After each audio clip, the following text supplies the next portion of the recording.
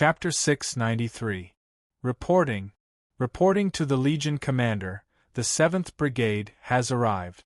We are waiting for your order. The 7th Brigade Commander, Satyrus, bowed to Amyntas while panting. It was expected that the 1st Legion's Light Infantry Battalion would be the first to arrive. After all, they were not wearing armor, and they did not have any heavy weapons, so they moved quickly. In fact, when they received the order to rush, they were only about 7 miles away from Amyntas. Running 7 miles in an hour was not considered fast. The main thing was to maintain the integrity of the formation and maintain a certain amount of physical strength so that they could immediately join the battle when they arrived. Amyntas glanced at the soldiers. They were all sweating profusely, but they were still in high spirits. He nodded with satisfaction and said loudly, "Brothers, you came at the right time. The enemy is just in front of us, waiting for us to eat them up. We will make the name of the 1st Legion of Dionia famous. Do you have the confidence to do so?" "Yes," the soldiers shouted in unison. "Staff officer, you will make the arrangements," Amyntas said immediately. Printos did not decline. He glanced at the board full of marks, then pointed to the southwest and said to the 7th Brigade Commander, "Satyrus, there are more than 300 heavy infantry, 700 cavalry, and nearly 2,000 light infantry from Rome 4 miles away. The 1st Cavalry Brigade is under great pressure to stop them from retreating. Immediately take the 7th Brigade and help the 1st Cavalry Brigade to delay the enemy. Wait for the reinforcements to arrive and annihilate them." "Yes." Satyrus turned around and shouted, "Brothers, continue to run with me." Under the guidance of the scouts, the soldiers of the 7th Brigade ran to the southwest. "Printos, your previous suggestion was right. As long as we capture this large group of enemies, I don't believe that the Rome will not come out to rescue them." The arrival of the 7th Brigade made Amyntas feel a little relieved. He began to praise Printos. When Plutarch suggested to him to give up on intercepting all the Rome food supply troops and concentrate on the cavalry to block the few Rome platoons that were closest to them, and in fact, the 1st Legion, Amyntas hesitated for a while. Now, not only did they stop more than 300 heavy infantry from Rome, but they had also lured the light infantry and cavalry from Rome over. If these 3,000 Rome soldiers could be pinned down, he would not have to worry that the Rome main force would not leave the camp. Printos smiled and did not say much. At this time, Adjutant Aristos shouted again, "Commander, another unit has arrived." Dust billowed in the south. This time, it was the 8th Brigade, the Light Armor Brigade, that had rushed over. At first, the companies of the 1st Legion successfully blocked the Rome platoons and even inflicted some casualties on them. It could be said that they had gained a lot of victory. However, the arrival of the Rome light infantry and cavalry reversed the situation of the Rome soldiers being passive. The Rome light infantry was composed of archers and javelin throwers. Not only did they have a longer range than the javelins of the Dionia cavalry, but they also had a more stable and accurate shot. On the other hand, the speed of the Dionia cavalry was limited by the Rome cavalry. Even if the Dionia cavalry wanted to charge forward with their horses, the Rome army was mixed with heavy infantry, making this risk impossible. Instead, it was easy for them to be surrounded by the enemy. The combination of Rome's heavy infantry, cavalry, and light infantry caused the Dionia cavalry, who were more skilled in horsemanship, to suffer casualties. In the kingdom of Dionia, the cavalry was not as precious as before. The cavalry of the 1st Legion mainly came from the Brity region. The people there were good at raising and riding horses. Therefore, the number of reserve cavalry of the 1st Legion was enough to form another legion. However, as the legion commander, Leds was distressed by the loss of the cavalry. These were the soldiers that he had painstakingly trained. Besides, in this unfamiliar land, it was difficult to replenish the cavalry after the loss. In the face of the current terrible situation, the commander of the 1st Legion, Leds, was hesitating whether he should cancel the order to intercept the Rome soldiers and return to the camp. Fortunately, Aminta's order arrived in time, so Leds could concentrate all the cavalry to deal with the 3 Rome platoons in the southwest. For this reason, Leds ordered the cavalry to purposely drive and force the 3 Rome platoons to gather food together. This would be more advantageous for him to command the 1st Legion to intercept the enemy. In the face of nearly 2,000 Ionia cavalry galloping around, the Rome soldiers did not dare to act rashly. However, it did not take long before a large number of Rome's light infantry and cavalry arrived and changed the stalemate. The Rome's heavy infantry was in the middle, the light infantry was on the periphery, and the cavalry was on both sides. They were ready to intercept the Ionia cavalry at any time. With such a formation, the Rome soldiers began to advance slowly toward the camp. Under the attack of the Rome's light infantry's javelins and arrows, the Ionia cavalry in front of them could not throw their javelins before they entered the Rome's light infantry's shooting range. When the flying arrows hit the Ionia cavalry, the Rome cavalry would also take the opportunity to charge forward. After a while, they would quickly retreat to avoid being surrounded by the Ionia cavalry. The Rome soldiers repeatedly used this tactic, causing the 1st Legion of Ionia to suffer a lot of losses. Leds no longer dared to let the cavalry block in front of them. Instead, he harassed them from the side and the rear. However, the Rome's formation was tight, and the Ionia cavalry did not dare to get too close under the threat of the arrows.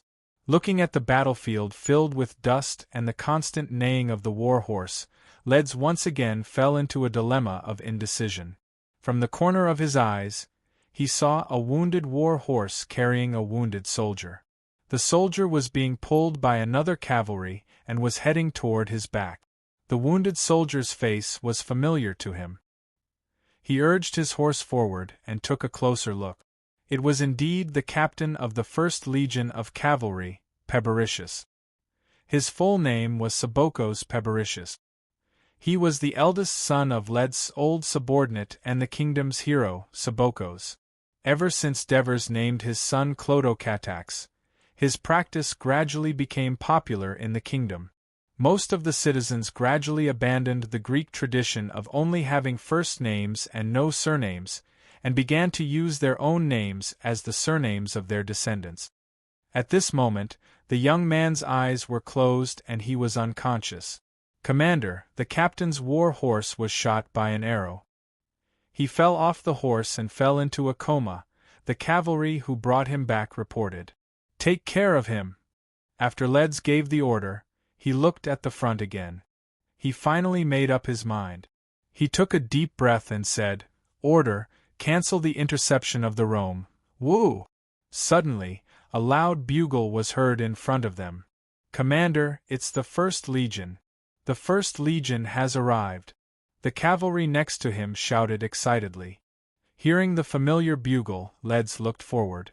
Through the dust, he could vaguely see the golden light on the Ionia flag. At this time, Aminta's messenger also arrived, reporting to Commander Leds, "The 7th Brigade of the 1st Legion has arrived. They are on the enemy's way back and are approaching the enemy." "Only the 7th Brigade?" Leds was slightly disappointed. The messenger then emphasized, "The other brigades are coming one after another." Leds thought for a moment and then ordered, "Order all brigades to immediately stop harassing the enemy. Keep a distance from the enemy and slow down the horses. You only need to monitor the enemy's movements. At the same time, make way for the encirclement in the east to avoid being accidentally hit by the long-range attacks of the 1st Legion." The soldiers of the 7th Brigade looked at the dusty battlefield in front of them. Although they were physically tired, they were extremely excited. Their footsteps also quickened. When they were approaching the battlefield, the commander of the 7th Brigade gave the order to stop. Goose formation. He then gave another order. Hearing the bugle and the waving of the flag, the soldiers immediately moved away from each other. The whole formation stretched to both sides and soon, the whole formation showed a concave arc. At this time, the cavalry of the 1st Legion rushed over. "Brothers of the 1st Legion, we have moved away from the front. The commander of the light infantry immediately ordered again, "First Company, get ready." The organization of the light infantry brigade of each legion was a little special. It only had 4 companies. The 1st and 2nd companies were archers, while the 3rd and 4th companies were javelin throwers. Each company had 250 soldiers and was composed of 5 teams. However, the light infantry brigade of the 1st Legion was very special. It only had 3 companies. The 2nd company was archers, the 3rd company was javelin throwers, and the 1st company was stone throwers. This was the only unique unit in Dionia. There were a total of 350 soldiers, all of whom were born in Rhodes and were good at stone throwing. The soldiers of the 1st Company untied the catapults tied to their waists and advanced in a loose formation to the front of the brigade. Satyrus kept his eyes on the front and judged the distance between his brigade and the enemy. This was a basic skill necessary for the commander of the Dionia light infantry. He had fought in Persia and was born as a Thracian light shield soldier. Therefore, he was even more experienced and outstanding in battle. That was why he was the commander of the 1st Legion of Dionia. Although the Rome soldiers saw that the Dionia cavalry in front of them had moved away, they still did not speed up because the Dionia cavalry was still surrounding them. This forced them to maintain a tight formation. Seeing that the Rome soldiers were only about 300 meters away from his brigade, Satyrus raised his right hand, "First Company, attack." The stone throwers took out a lead pellet the size of an egg from the leather bag on their waist. Compared to 10 years ago, when the stone throwers used pebbles, they had now changed their guns. The lead pellet in the center could not only fly farther but was also more lethal. Please remember the original domain name of this book. Mobile version. Chapter 694. The catapults placed the lead pellets into the leather bag in the middle of the catapult and began to rotate their right arms. The sound of wind whistling could be heard as the catapult spun faster and faster. The Rome soldiers also saw the new enemies a few hundred meters away through the haze of dust. Although they were a little nervous, they had no other choice but to move forward. At this moment, hundreds of lead pellets fell from the sky like hail and accurately sprinkled on the dense formation of the Rome soldiers. Suddenly, screams rang out. Other than the heavy infantrymen in the center, who were slightly injured, the light infantrymen who had almost no protection were smashed and bleeding. The Rome cavalry on both sides were also affected. The horses that were hit by the lead pellets screamed and jumped, throwing the unprepared cavalrymen off their horses and almost messing up the Rome formation. This was the first time the Rome soldiers were attacked by the catapult. They were caught off guard and were a little confused. On the other hand, the Dionia cavalry was well prepared. While the Rome soldiers were in a state of confusion, they immediately rode their horses to the enemy and threw the few short javelins they had left. Screams rang out again, but the soldiers who fell were far more injured than just scratching their scalp. When the Rome light infantrymen picked up their bows and javelins and were ready to attack the Dionia cavalry that was retreating, another wave of lead pellets was thrown at them. The continuous attacks made the Rome light infantrymen complain incessantly. These soldiers, who were mainly from the Latin alliance, were in a state of confusion and low morale. The Rome heavy infantrymen in the center of the formation still remained calm and shouted in unison, "Charge! Kill them!" The first to take action was the Rome cavalry. They hurriedly gathered hundreds of horses and rushed forward desperately. The 4 hooves of the war horse were flying, knocking on the solid ground and making a rumbling sound as if the earth was trembling. Satyrus was still calm and raised his right hand again. "Second Company, get ready." The archers on both sides of the goose formation pulled their bows and released their arrows. The Dionia cavalry also followed the Rome cavalry in a parallel line. When Rome was less than 100 meters away from the 7th Brigade, the 350 Dionia archers released their arrows in unison. The arrows were shot from both sides to the center, forming a crossfire. Although the Roman cavalrymen raised their shields, it was difficult for them to defend against the arrows. They screamed and their horses neighed. They fell to the ground and even hindered the cavalrymen behind them. At this moment, the second volley of arrows arrived, dealing more damage to the Roman cavalry. A small number of Roman cavalrymen who managed to escape the arrows were about to reach the Dionia's catapults. However, they were attacked by the javelins of the 3rd Company of Dionia. As a result, only a few of them survived. The Diorians took the opportunity to attack the Roman cavalry from both sides, who were in a state of confusion due to the arrows. This skillful combination of attacks caused the charging Roman cavalry to be almost annihilated. At this time, the Rome heavy infantry was still protecting the light infantry as they advanced with difficulty. When they saw the tragic scene in front of them, they were filled with sorrow. At this time, they heard an unfamiliar bugle call from afar. The enemy's reinforcements were here again.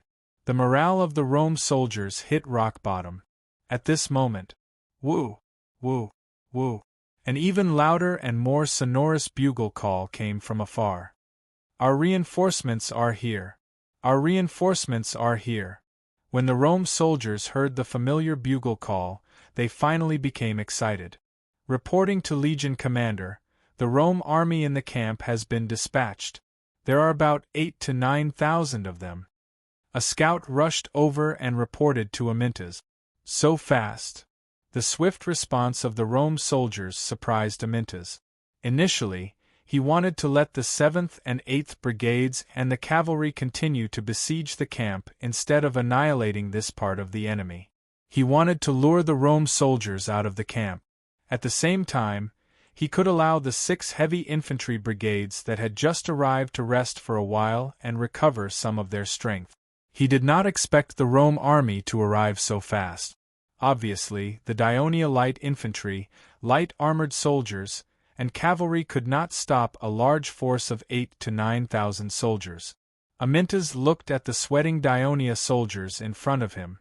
Although they were tired, few of them sat down. Instead, they put down their weapons and gathered in groups of 2s and 3s. They walked and chatted slowly because they knew there would be a battle soon. If they lay down, it would aggravate the soreness in their muscles. It would make their bodies lazy and they would not want to exercise. Amyntas immediately called the 6 heavy infantry brigade captains and said with a serious expression, "Our plan to lure the enemy has succeeded. The enemy's main force has left the camp. I hope you can overcome your fatigue, capture them, and defeat them." "Don't worry, Commander. Since the Rome soldiers have left the camp, they will not be able to run back." Tessus, the 1st Brigade captain, received the approval of the other brigade captains. "Then get ready to go," Amyntas immediately ordered. Just as the brigade captains went to gather their soldiers, Amyntas ordered the messenger, "Immediately inform the Volsci in Satia and Palevinum that the main force of the Rome soldiers has left the camp. Ask them to come and participate in the battle." After Camillus guessed the intention of the Dionia soldiers, he did not hesitate and immediately gathered 9,000 heavy infantry soldiers, leaving only 3,000 soldiers to defend the camp. Originally, Phraates requested to lead the troops and let the elderly Camillus guard the camp.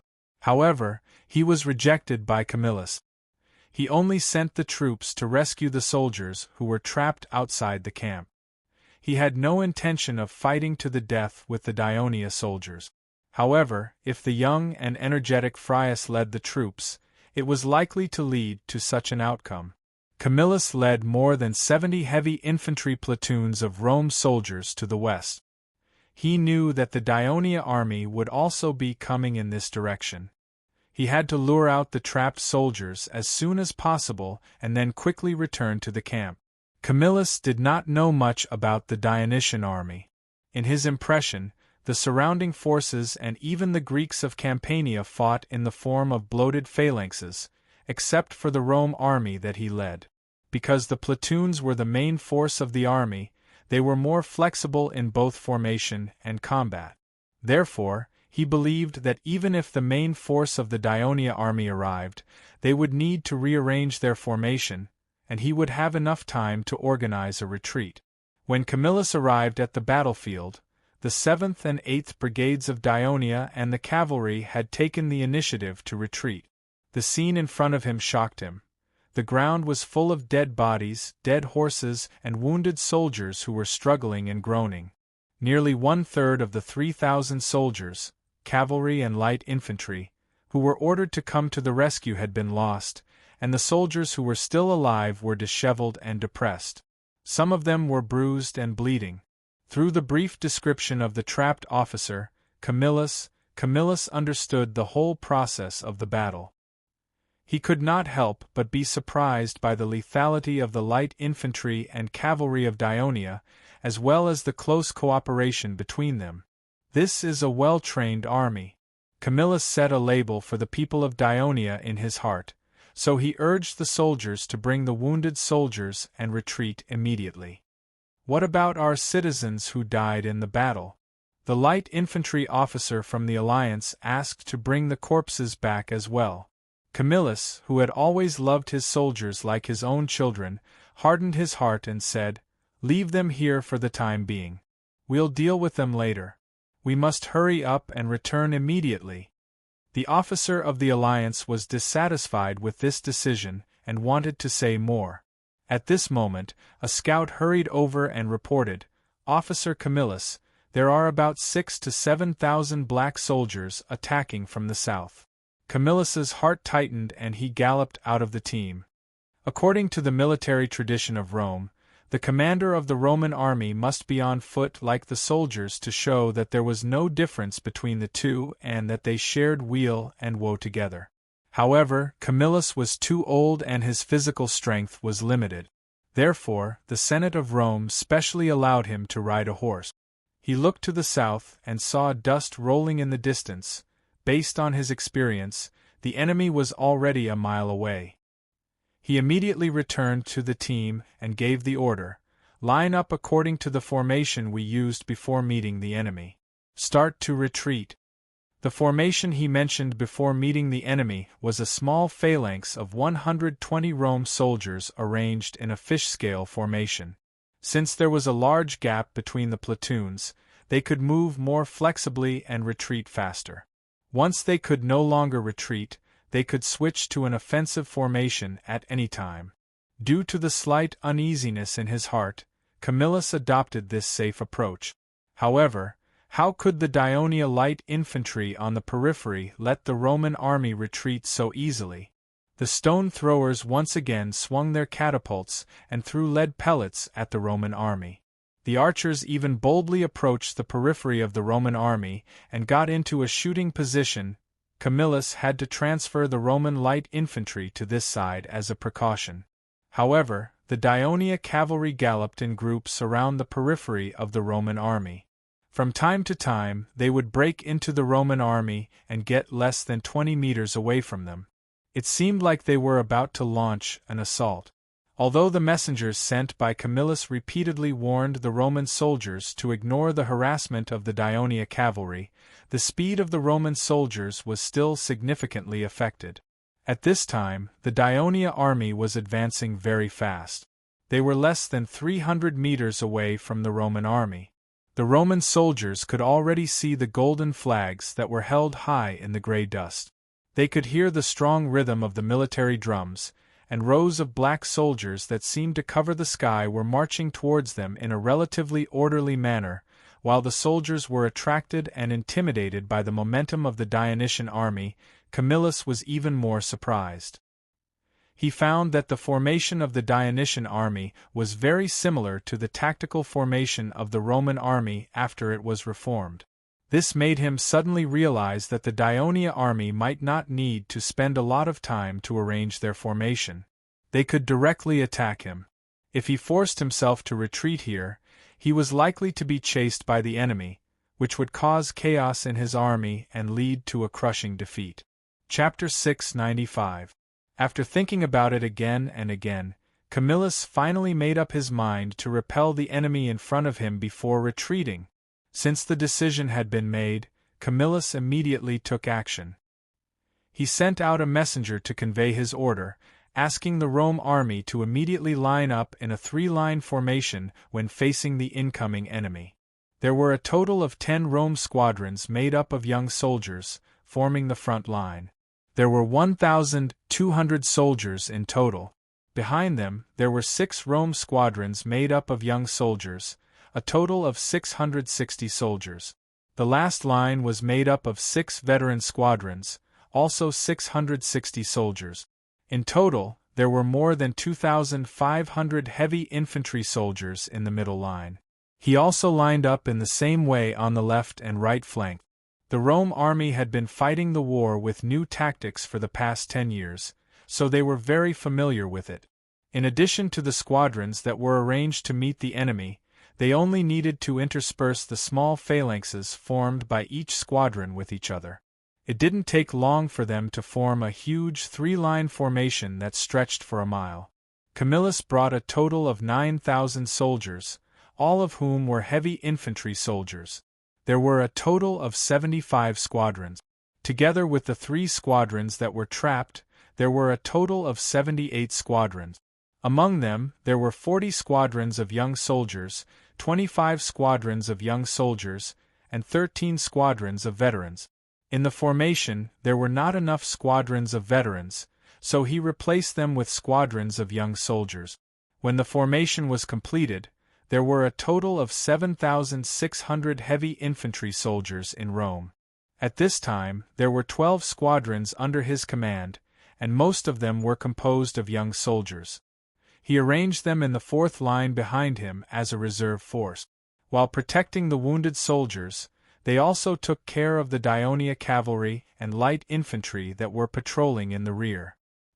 He also arranged the remaining 500 Rome cavalry on both sides of the formation, and more than 1,500 light infantry soldiers were scattered between the 4th line of reserves. This was mainly to guard against the enemy's cavalry and light infantry. While the Rome army was in formation, the advance of the 1st Legion of Dionia was slowing down.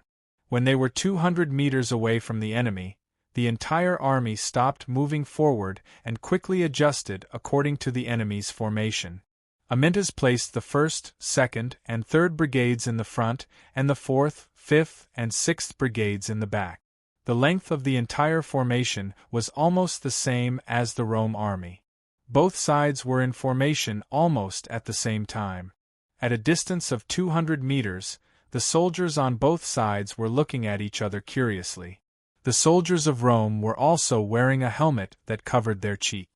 There were 2 colorful feathers on both sides of the helmet, and there was a red horsehair tassel in the middle of the helmet. The soldiers of Rome were wearing red short-sleeved shirts and chainmail. Only the captain of the platoon wore a bronze breastplate, bronze shin armor, and leather sandals. He held a long shield that was half the height of a man in his left hand, and a 2-meter-long spear in his right hand. In the Rome army, there were no other flags except for the flag-bearers of the left, middle, and right wings. Each of them was holding a red military flag embroidered with an eagle spreading its wings. In the Dionia army, the sub-team flags, company flags, and battalion flags were distributed in each small square formation in an orderly manner.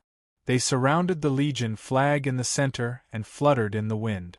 The statue of the god on top of the flag was shining in a golden light, like the stars in the night sky. It was a beautiful scene.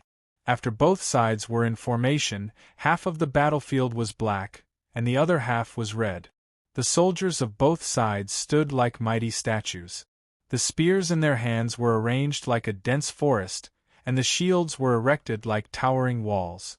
Both sides remained silent, but the thick murderous aura that permeated the battlefield was dispelling the dust. Amyntas, who had always been aggressive, did not immediately give the order to attack. On the one hand, he wanted to let the soldiers who had rushed all the way here take a breather and recover their strength. On the other hand, he wanted to buy more time and wait for the Volsci soldiers to arrive. After all, compared to the other side, the 1st Legion had fewer heavy infantry soldiers. The other side could quickly form a formation similar to that of Dionia. He felt that this opponent was very different from the previous enemies, so he acted more cautiously. However, he could wait, but Camillus could not. He could roughly guess the reason why the Dionysian army had stopped advancing after chasing them all the way here. Therefore, he waited for the soldiers of Rome to form a formation and stabilize themselves before he immediately gave the order, "Everyone, attack!" Woo! The bugles of the army sounded. The soldiers of Rome held their spears and shields as they advanced slowly. The four lines maintained a relatively neat formation, pressing against the Dionia army. Camillus rode at the back of the center of the formation. From time to time, he would look back at the Dionia cavalry that was cruising behind the flank of the Roman army. At this time, Leds had already rushed to Aminta's side. "You've worked hard, old friend." Amintas nodded and thanked him. "In order to stop the Roman army, my legion has paid the price of more than 300 casualties," Leds said with a solemn expression. Amintas was silent for a moment and asked, "Can your cavalry fight again?" Leds shook his head. "The horses have been running back and forth, and they are very tired. Moreover, the cavalry has used up their javelins. Now they need to recover their horsepower. They can only be used when the Roman army retreat. However, the enemy you are facing is not easy to deal with. Don't worry. If the Roman army wants to use the tactics that they stole from us to defeat our teacher, it will only be a joke," Amintas said confidently while paying attention to the battle situation in front of him. If the Devers heard this, they might feel a little ashamed. Leds glanced at the reserve team of light-armored soldiers behind him. He felt a little uneasy, but he did not say anything. The captain of the company in front, Stephos, Aminta's adopted son, clearly saw that the Roman soldiers in front of him stopped when they were about 50 meters away. His eyes narrowed slightly, and he shouted, "Brothers, prepare the javelins! Prepare the javelins!"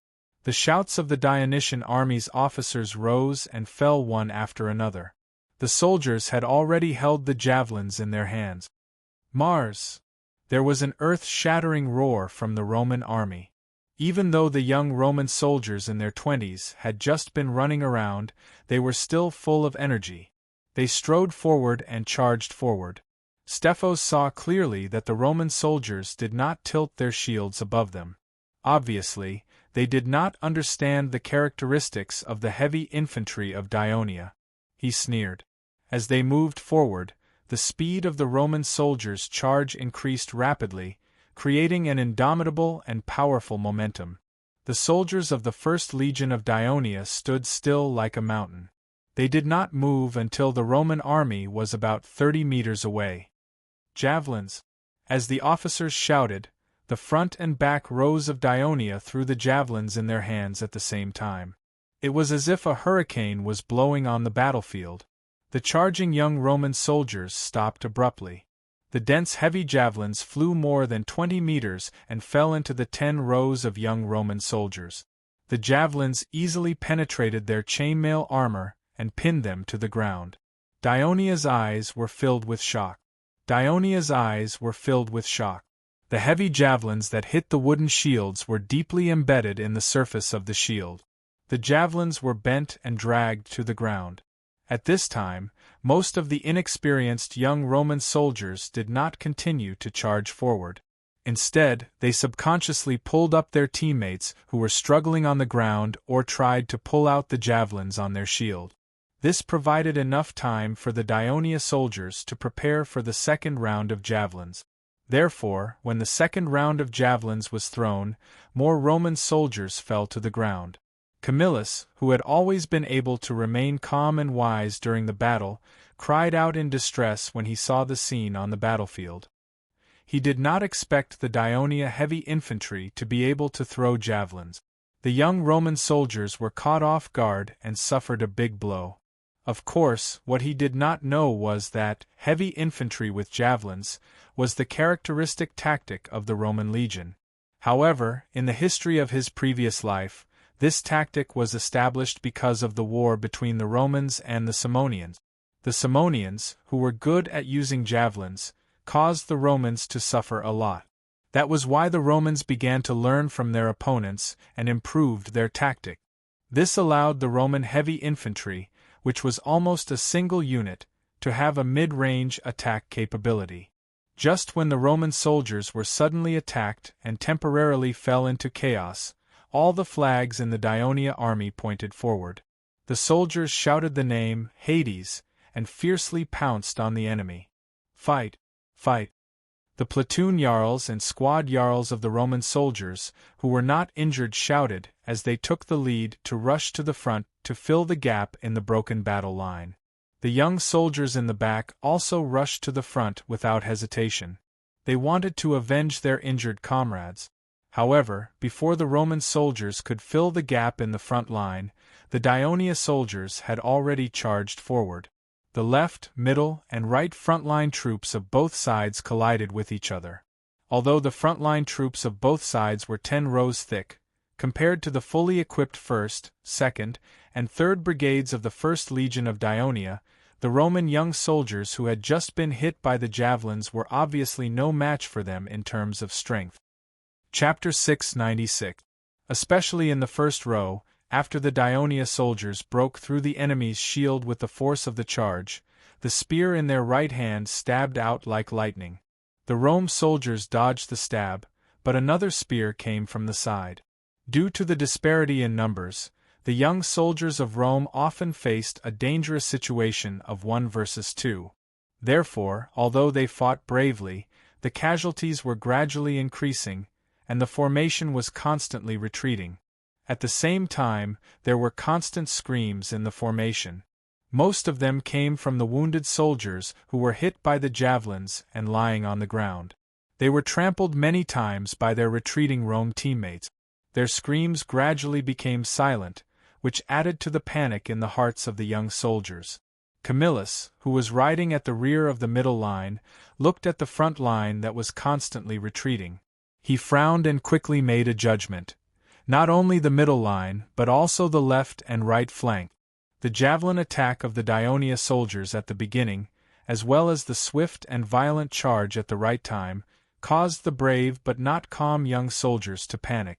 Blow the bugle immediately and change the formation. Camillus gave the order without hesitation. Out of trust in their commander, the trumpeters blew the curved bronze bugle without hesitation. It was Lucius, who was next to him, who raised a question to his father. Although the front line of the soldiers is unstable now, they are still fighting tenaciously. If we let them retreat at this time, it will easily increase their casualties. Why don't we change the formation after the battle has stabilized a little? If we issue the order later, the loss will only be greater. Camillus's face showed a little self-blame. I didn't expect to encounter the Dionysian army in Wolsey. I should have learned more about their combat characteristics in detail beforehand. Lucius wanted to comfort him by saying, "Even if you want to know, no one in Rome knows." But looking at the serious expression on Camillus's face, he did not say it out loud. Hearing the bugle, the Roman veteran platoons in the third line began to move forward. When they were about to come into contact with the gap between the adult veteran platoons in the second line, they did not immediately squeeze in and join together to form a complete new line. Instead, they stopped and let the gap that was big enough to fit a platoon's formation remain. Upon hearing the repeated blasts of the bugle, the young Rome soldiers who were struggling to resist the Daonia's attack heaved a sigh of relief. However, under the reminders of the platoon leaders and officers, they still had to work hard to support the front line while retreating slowly. However, under the pressure of the Daionia soldiers' attack, some of the Rome soldiers began to collapse. However, the platoon in the second line was not far behind them. Soon, the two sides clashed. With the middle-aged soldiers at the back supporting them, the young soldiers at the front at least had some confidence. The young soldiers who did not have the support of the platoon at the back sped up and retreated into the gap. Then, they slipped away through the gap on both sides of the veteran platoon. The Daionia soldiers who had been fighting face to face would also squeeze into this gap. They would then face the situation of being surrounded on three sides. Of course, the young soldiers and the middle-aged soldiers who had not retreated would also face the same situation. Therefore, the lines of the two sides were intertwined like a dog's teeth, tightly biting each other. But as the middle-aged soldier platoons continued to retreat, the young soldiers would eventually completely retreat to the rear, and the middle-aged soldiers and veteran platoons would eventually form a new formation. Amyntas, who was also at the rear of the Daionia army's middle line, had learned from the cavalry patrolling the periphery of the Rome army that the Rome soldiers were changing their formation. He had been leading troops to fight in Daionia for more than 10 years. In the face of the Rome army with similar tactics, how could he not understand what the Rome people were going to do next? Legion Commander, we should blow the bugle and let the 4th, 5th, and 6th brigades move forward. While Amyntas was still thinking, Printos suggested. Amyntas hesitated for a moment. He understood why Printos made this suggestion.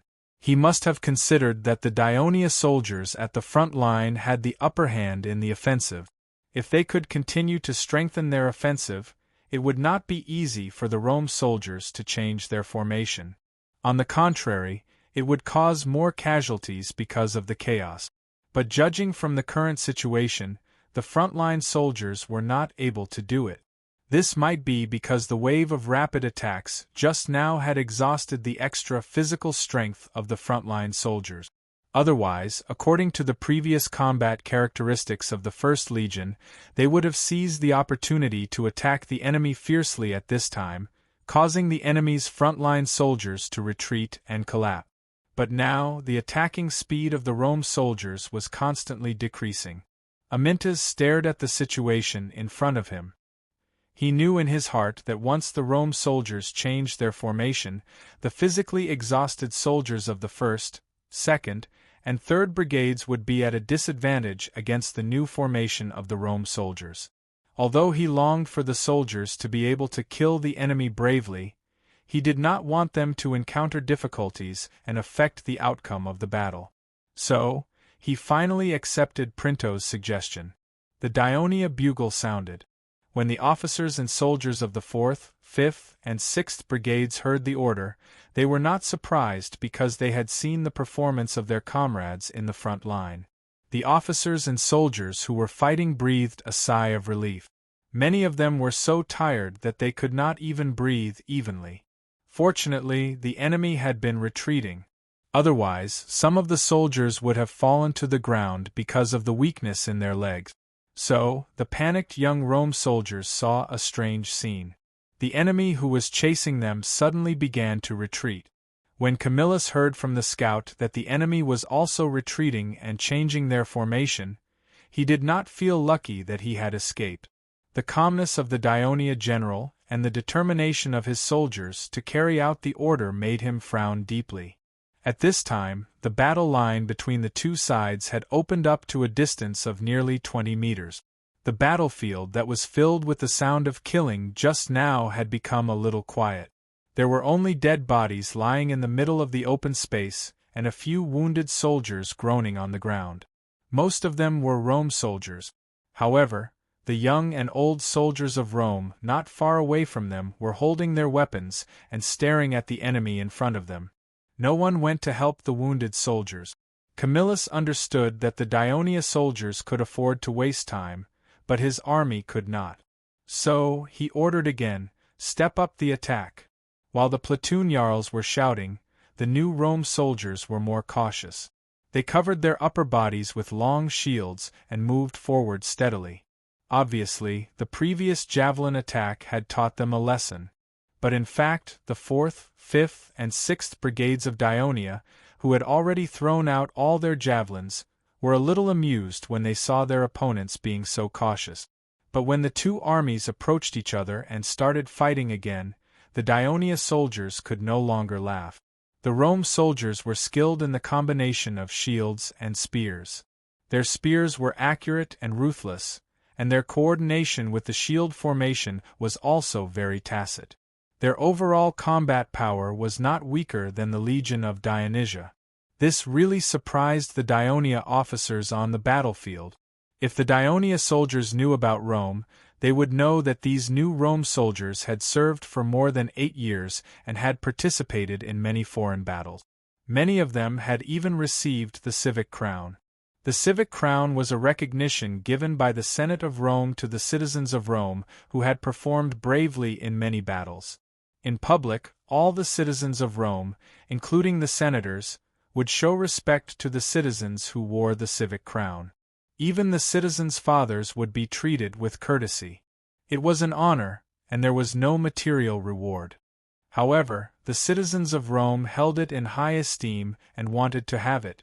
It could be seen that the people of Rome were also a race that valued military virtue and martial spirit. For a time, the front-line soldiers of both sides were in a stalemate in the fierce battle. Of course, Camillus would not be satisfied with just maintaining a stalemate with the Dionia soldiers in the front line. He must seize the time to defeat the enemy. So, he ordered the 12 Rome squadrons, which included 10 squadrons of youth soldiers and 2 squadrons of adult soldiers, to split into 2 groups and bypass the front-line formation on both sides to attack the enemy's flanks. After giving the order, Camillus turned around and asked, "Is the casualty count out?" About more than 400 citizens were injured or killed. Lucius could not help but shiver in his heart when he reported. The initial battle did not last long, but in this short period of nearly 20 minutes, they had lost 4 squadrons. This had never happened in the last 10 years of war. At this time, although Camillus was also heartbroken, the order he gave was very firm. "Let the retreating squadrons immediately regroup and wait for my order before attacking the enemy. The humiliation they suffered before must be washed away with victory." At the same time, Amyntas was also asking his adjutant, "What's the situation on the Vorsi side?" Aristos glanced at the record board and said, "The messenger reported that they have already regrouped and set off.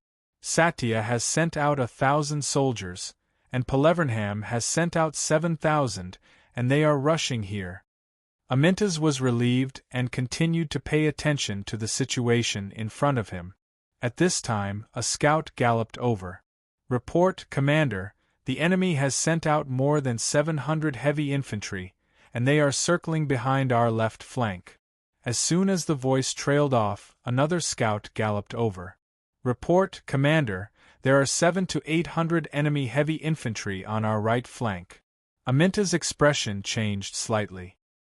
He did not hesitate and said loudly, "Let the first platoon rush to protect the left flank. The second platoon protect the right flank. The third platoon." Chapter 697. Amyntas paused for a moment, and Printos reminded him in time, "Don't forget about the Rome soldiers who have just retreated." Aristos, the adjutant, said with slight disdain, "Do those defeated soldiers still have the courage to fight? Don't underestimate the enemy." Although that was what he said, Amyntas did not think that the defeated Rome soldiers could regroup so quickly, but he was still cautious. "Let the third platoon be in the middle."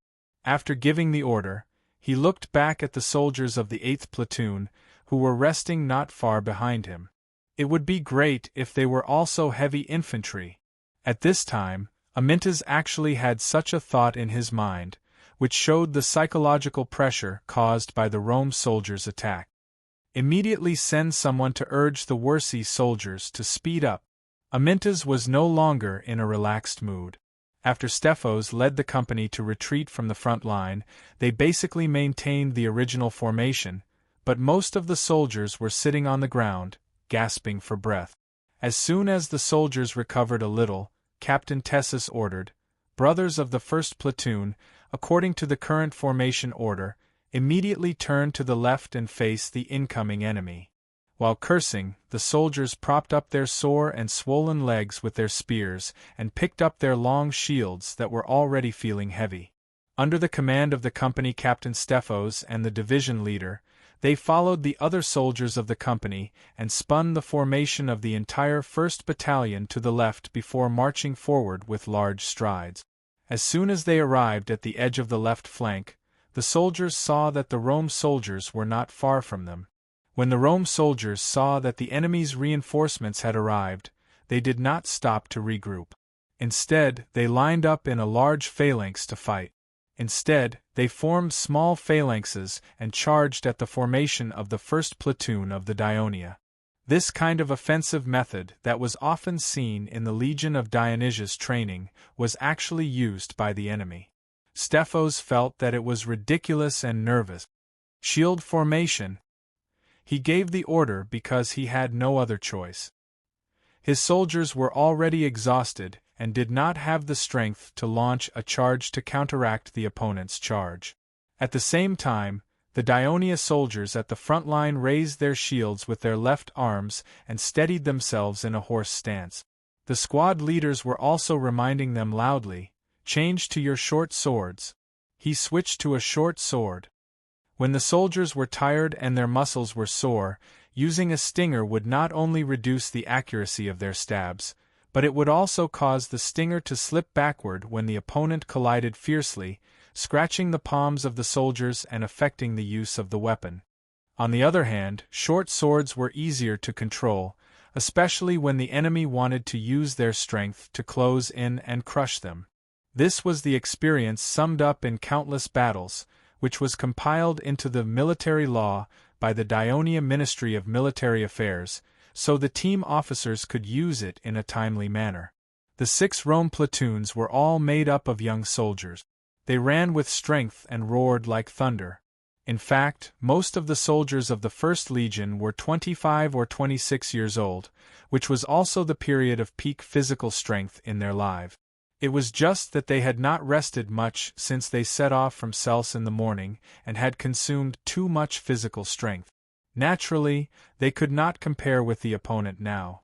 The Rome platoons hit the Dionia's shield formation one after another.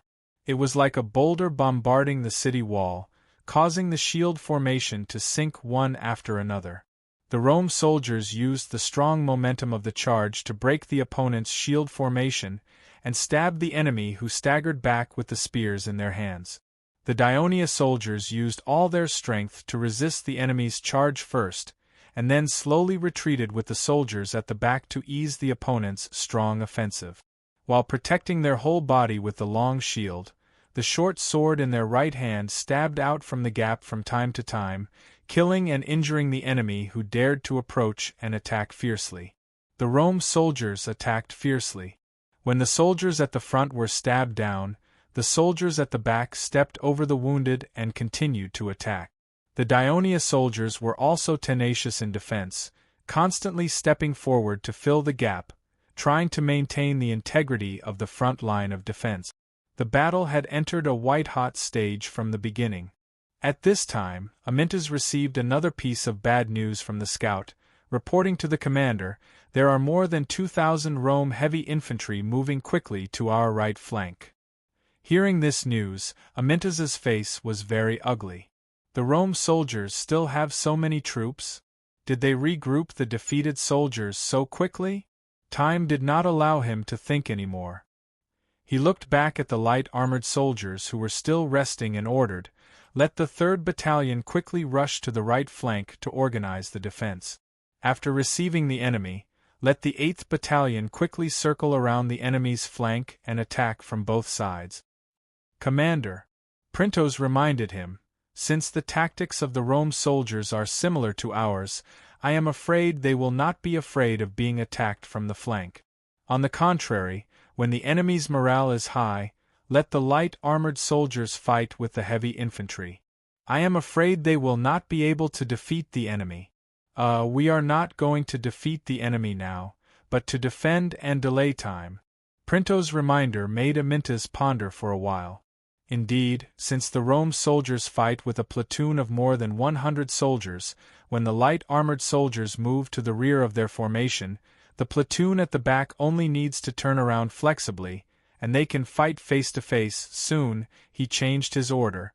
"Let the 3rd Battalion reduce the thickness of the formation, extend the length of the formation, and completely block the enemy's attack. Let the 8th Battalion rush to the rear of the 3rd Battalion and increase the thickness of the entire formation to resist the enemy's attack." Yes. The messenger ran away. At this time, Amyntas was no longer as calm as before, and so was Printos. The atmosphere became a little heavy.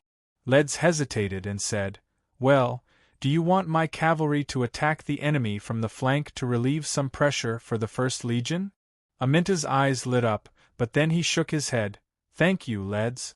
My First Legion can resist the enemy's attack. Let your cavalry have a good rest. I don't want to wait for the enemy to retreat, and the cavalry can't chase after them because of exhaustion. Okay. Although Leds looked regretful, Aminta's words made him feel relieved.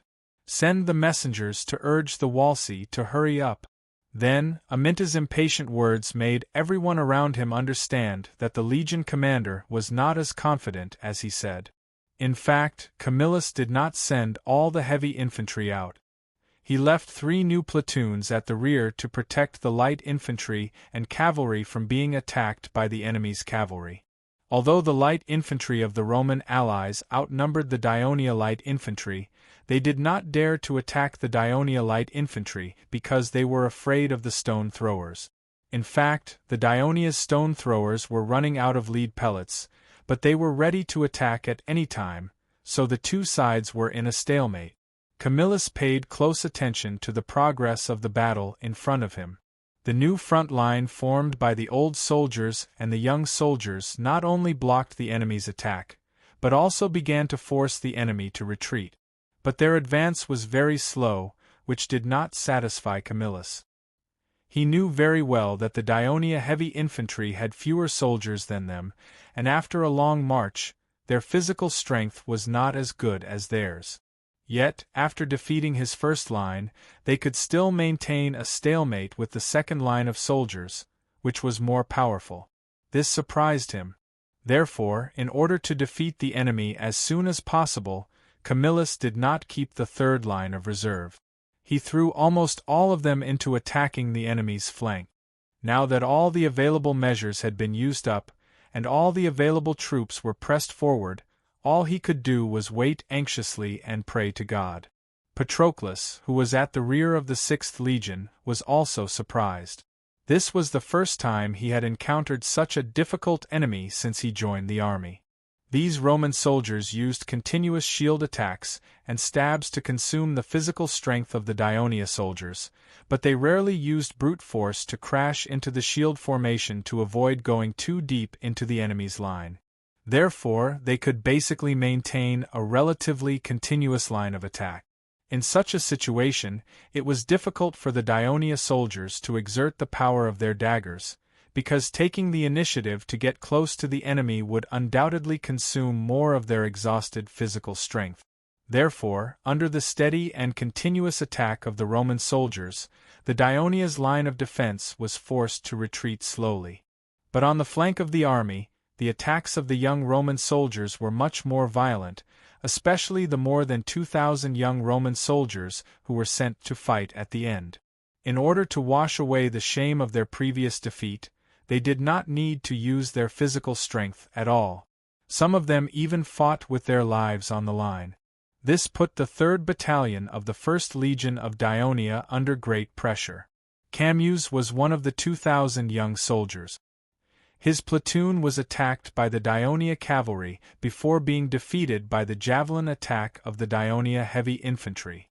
The soldiers had been holding back their anger for a long time.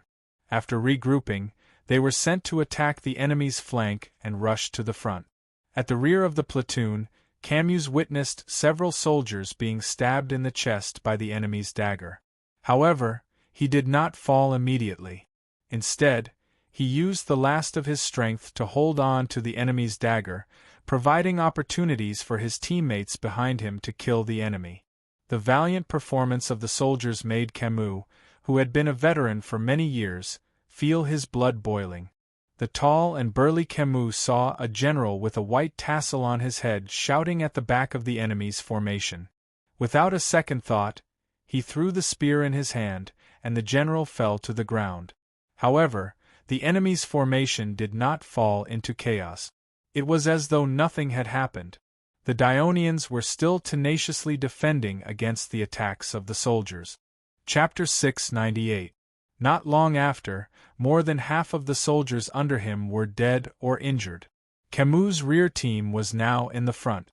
However, when he looked at the enemy in front of him, he was stunned. It was the officer with the white tassel that he had hit with his spear. At this time, there was a big hole in the breastplate of the enemy's right shoulder. Blood was still oozing out. He lowered his right hand and held the shield in his left hand while glaring at Camus. Camus did not have his spear anymore, so he pulled out the sword at his waist to fight. The 1-meter-long sword was good for slashing, but the narrow space and the enemy's good defense made it difficult for him to unleash the power of his sword. With his rich experience, he took advantage of the difference in strength and kept hitting the enemy's shield. The heavily injured enemy obviously could not withstand such a powerful attack. A painful expression appeared on his face, and he finally knelt on the ground. Camus stepped forward again and swung his sword down. However, he suddenly felt a sharp pain in his left leg. He saw a short sword piercing his calf. Although the enemy's right shoulder was seriously injured, he was still holding the short sword in his right hand. However, he hid it behind the shield and pretended to be powerless to hold the weapon. When Camus let his guard down, the attack succeeded. Then, he pulled it out forcefully, and the sharp blade immediately cut through the tendons. Camus let out a blood-curdling scream. His body, which was leaning forward, lost its balance and fell forward, pressing the enemy to the ground along with his shield. The enemy also grimaced in pain, but the short sword in his right hand was still swinging, cutting the ankle of his teammate who was moving forward beside Camus. It was not until the soldier behind Camus pierced the enemy's chest with his spear that he spat out blood and shouted, "Hades!" Then, he died with a relieved expression. Although the 3rd Brigade of the 1st Legion fought bravely, the number of young Roman soldiers was more than double of their own. Under their crazy attacks, the formation of the 3rd Brigade had many gaps. The light-armored soldiers at the back did not hesitate to fill in the gaps in time and bravely resisted the attacks of the heavy-armored Roman infantry. The battle continued fiercely, and the scouts kept reporting back and forth. "Commander, the 4th Brigade's 2nd Brigade's captain is injured." "Commander, the 1st Brigade's 3rd Brigade's captain is dead." "Commander, the 3rd Brigade's 1st Brigade's captain is injured." "Commander, the 3rd Brigade's 1st Brigade's captain is dead." "The 5th Brigade's captain is dead."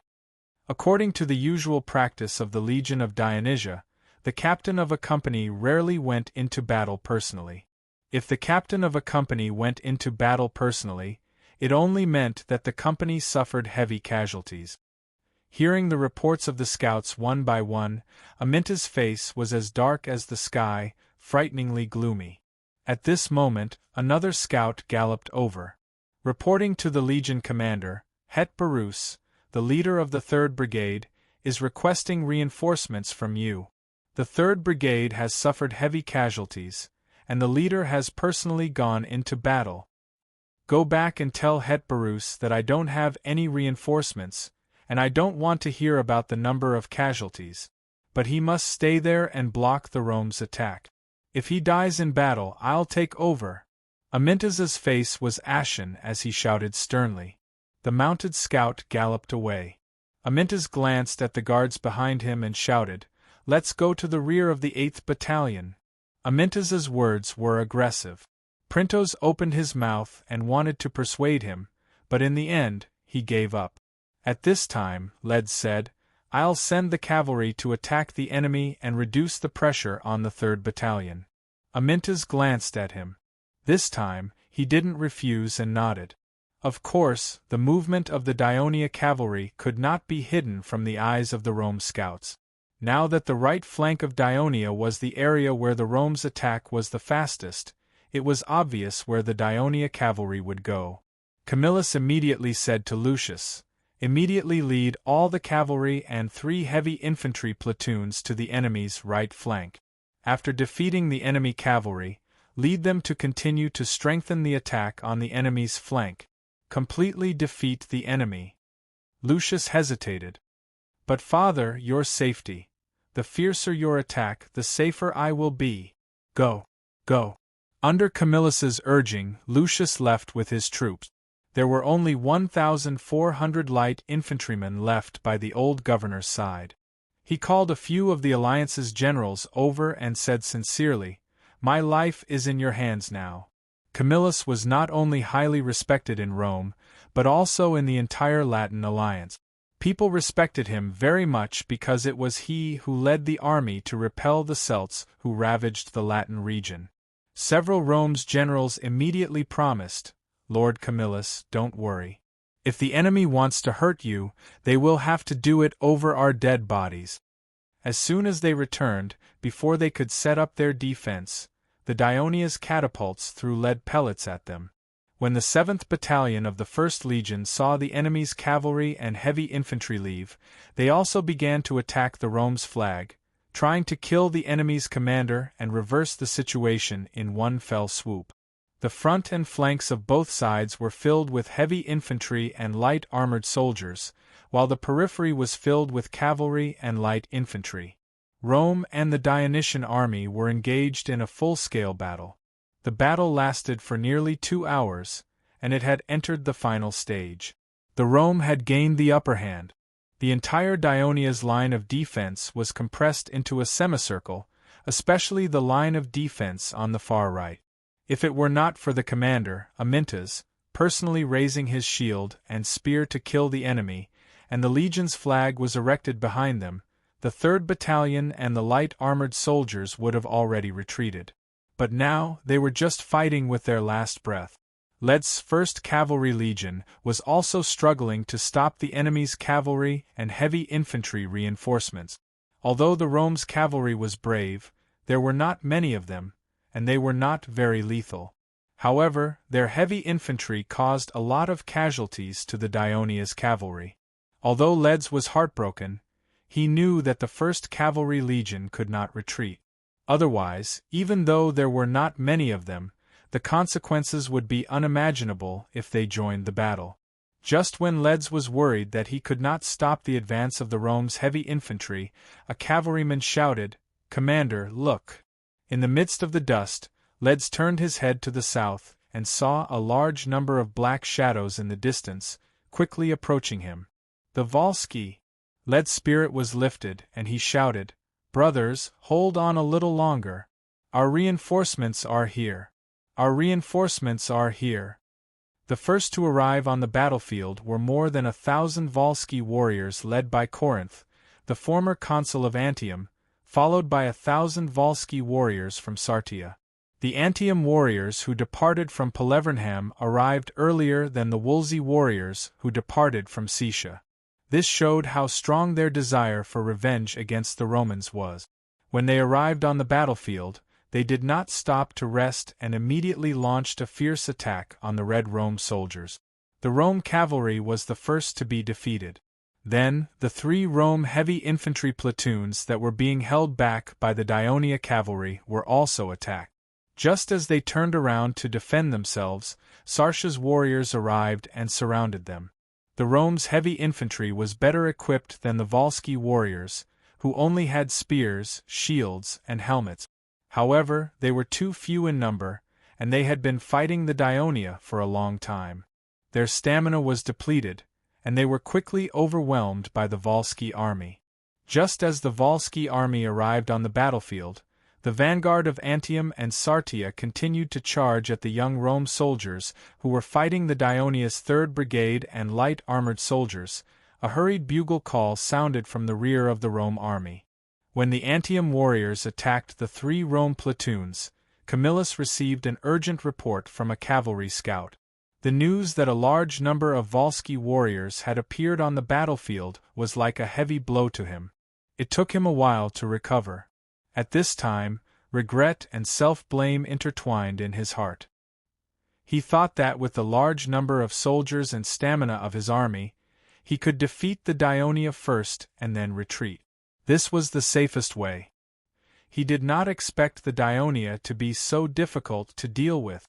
The battle had lasted for so long, but not only did they fail to defeat the Dionia, but they even attracted the Volsci. Sound the bugle call for retreat. Camillus suppressed the regret in his heart and immediately gave the order without hesitation. "Officer Camillus, wait a little longer. We'll be able to defeat the Dionians soon." The adjutant hurriedly advised, "The Volsci have just arrived. Perhaps there are not many of them. Our soldiers can definitely stop them. Sound the bugle call for retreat." Camillus still shouted firmly, "Sound the bugle call for retreat." Camillus, who had been on the battlefield for a long time, never took chances in a war. If they were defeated, they had to try their best to save the lives of their soldiers. The bugle call for retreat sounded continuously. The first reaction of all the Rome platoon jarls who heard the bugle call was a little incredulous. From what they saw, their troops now had the upper hand, and some of the platoon jarls could already feel that the enemy on the opposite side could not hold on any longer. But out of absolute trust in their commander, Camillus, they still ordered their soldiers to retreat. The old and young soldiers in the left, middle, and right formation quickly began to retreat, distancing themselves from the enemy on the opposite side. After that, they quickly turned around and retreated in an orderly manner. Patroclus, who had already picked up his shield and spear and was fighting side by side with his soldiers, knew very well why Commander Amyntas asked them to rush here from the place where the camp was built. Therefore, when the enemy suddenly retreated, the pressure on his platoon's defense was instantly relieved. He let out a long sigh of relief and immediately realized that the enemy was going to escape. Could it be the Volsci? Chapter 699. He was not the only one who made the decision. The 4th and 5th platoon captains, as well as the other platoon's captains, quickly made a decision. They ordered their soldiers to rush forward and trap the enemy so that they could not escape.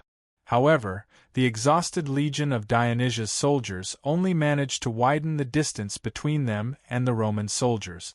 As for the young Roman soldiers on the flanks, the previous attack was too fierce. The formation of the two sides had become intertwined with each other and were too close to each other. It was difficult for the young Roman soldiers to retreat. This was especially so for the young Roman soldiers on the right flank of the Dionia army. Nearly half of the young Roman soldiers who came to attack the Dionia army were in a killing frenzy. They only cared about attacking and ignored the bugles and shouts from the outside world. At this moment, more than 2,000 Volsci soldiers from Antium and Saetia quickly arrived. Together with the 3rd platoon of the 1st Legion and the light armored soldiers, they surrounded the young Roman soldiers from the front and back. However, the Roman soldiers did not panic.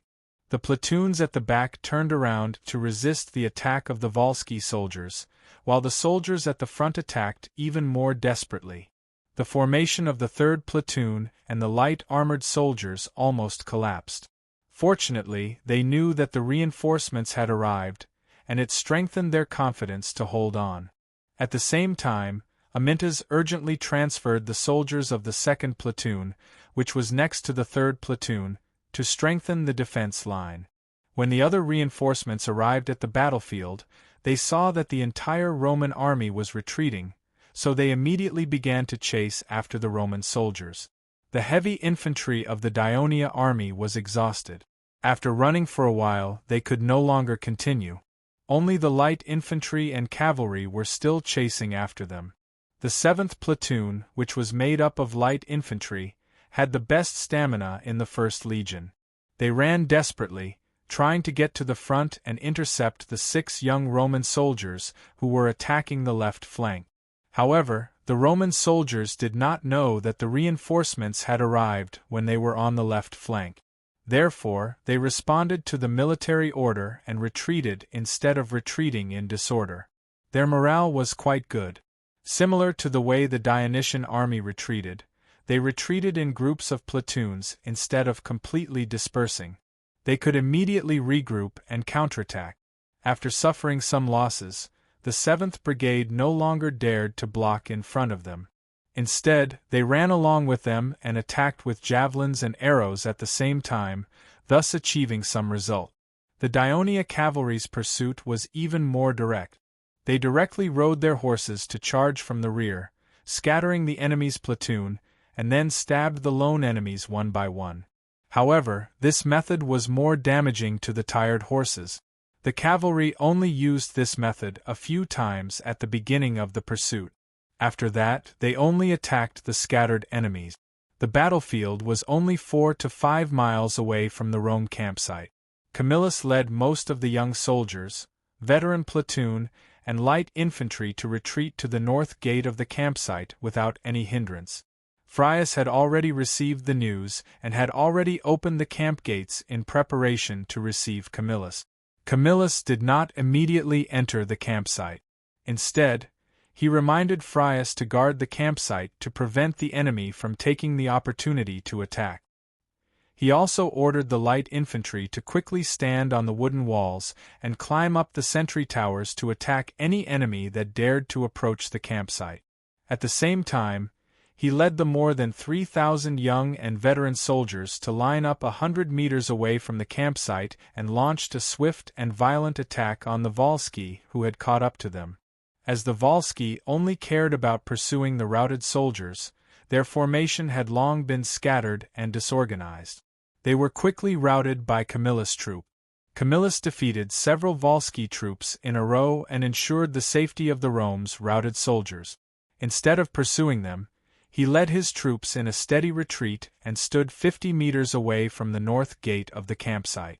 Under the protection of the light infantry's arrows and javelins, he blocked the escape route of the routed soldiers.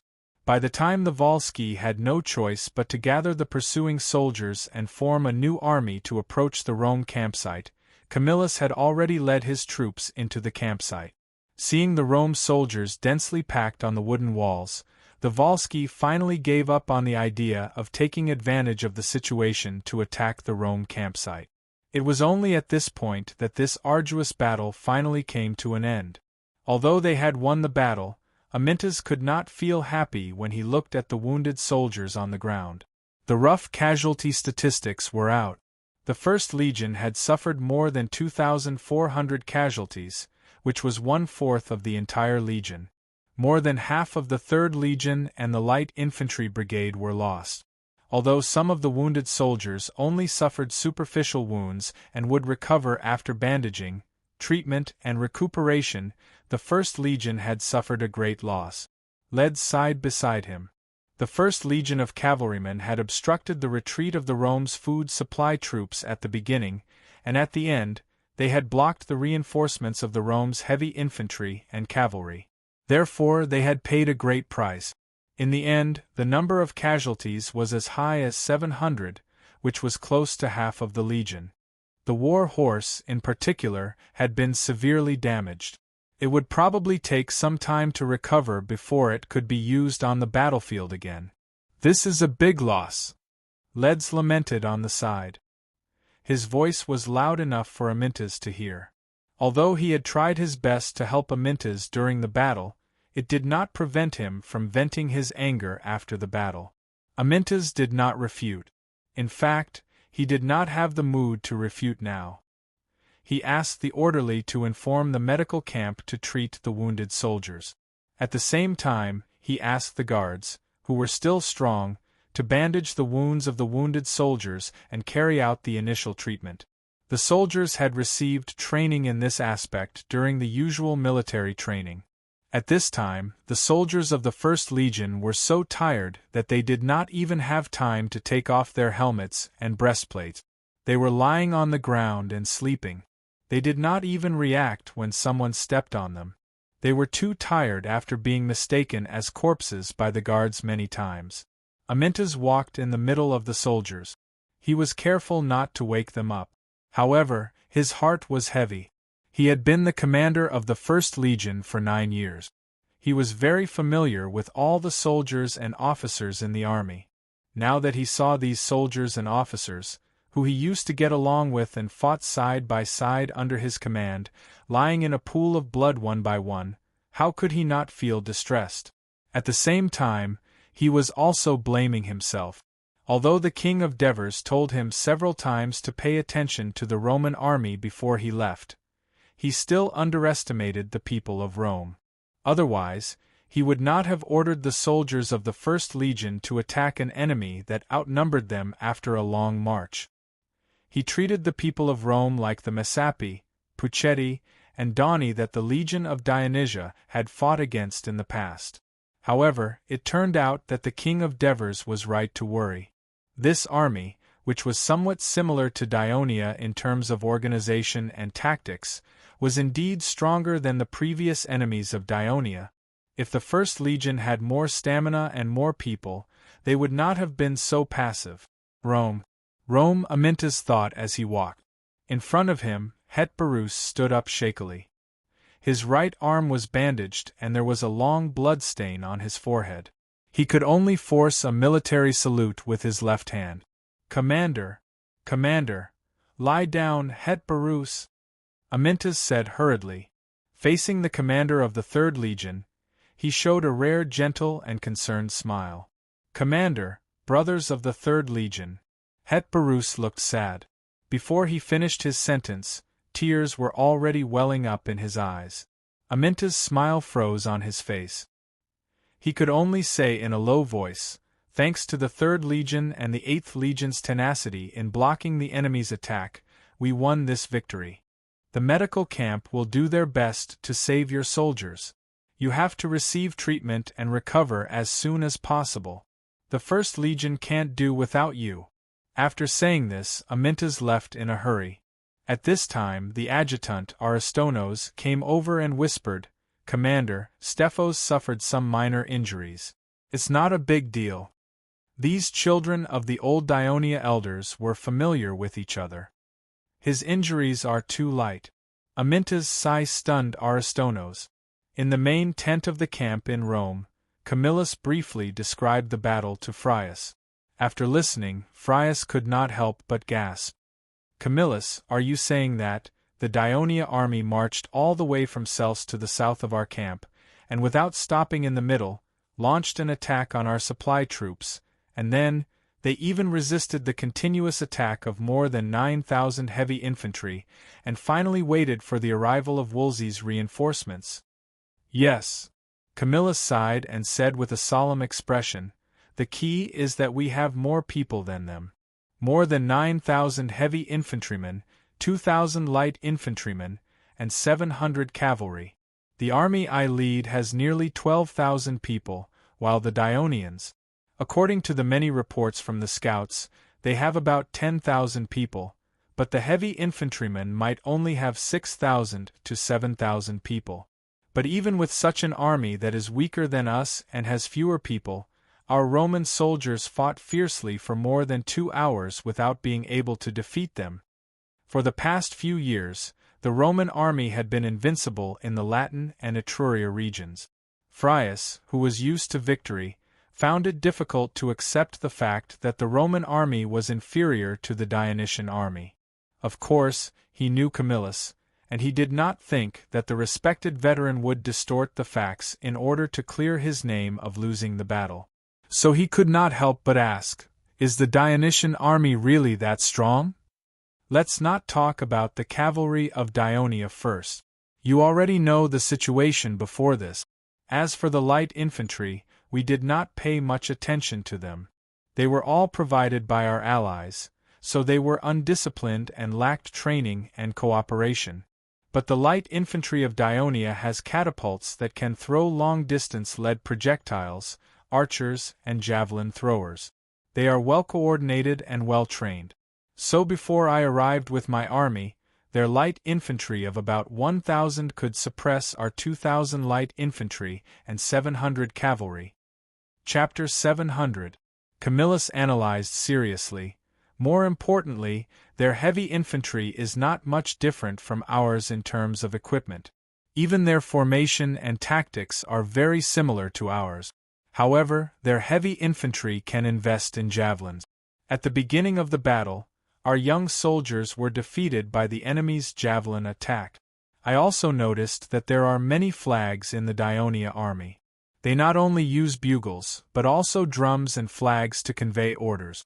Therefore, the platoons of Dionia are more closely connected, and the speed at which they carry out orders is faster than us.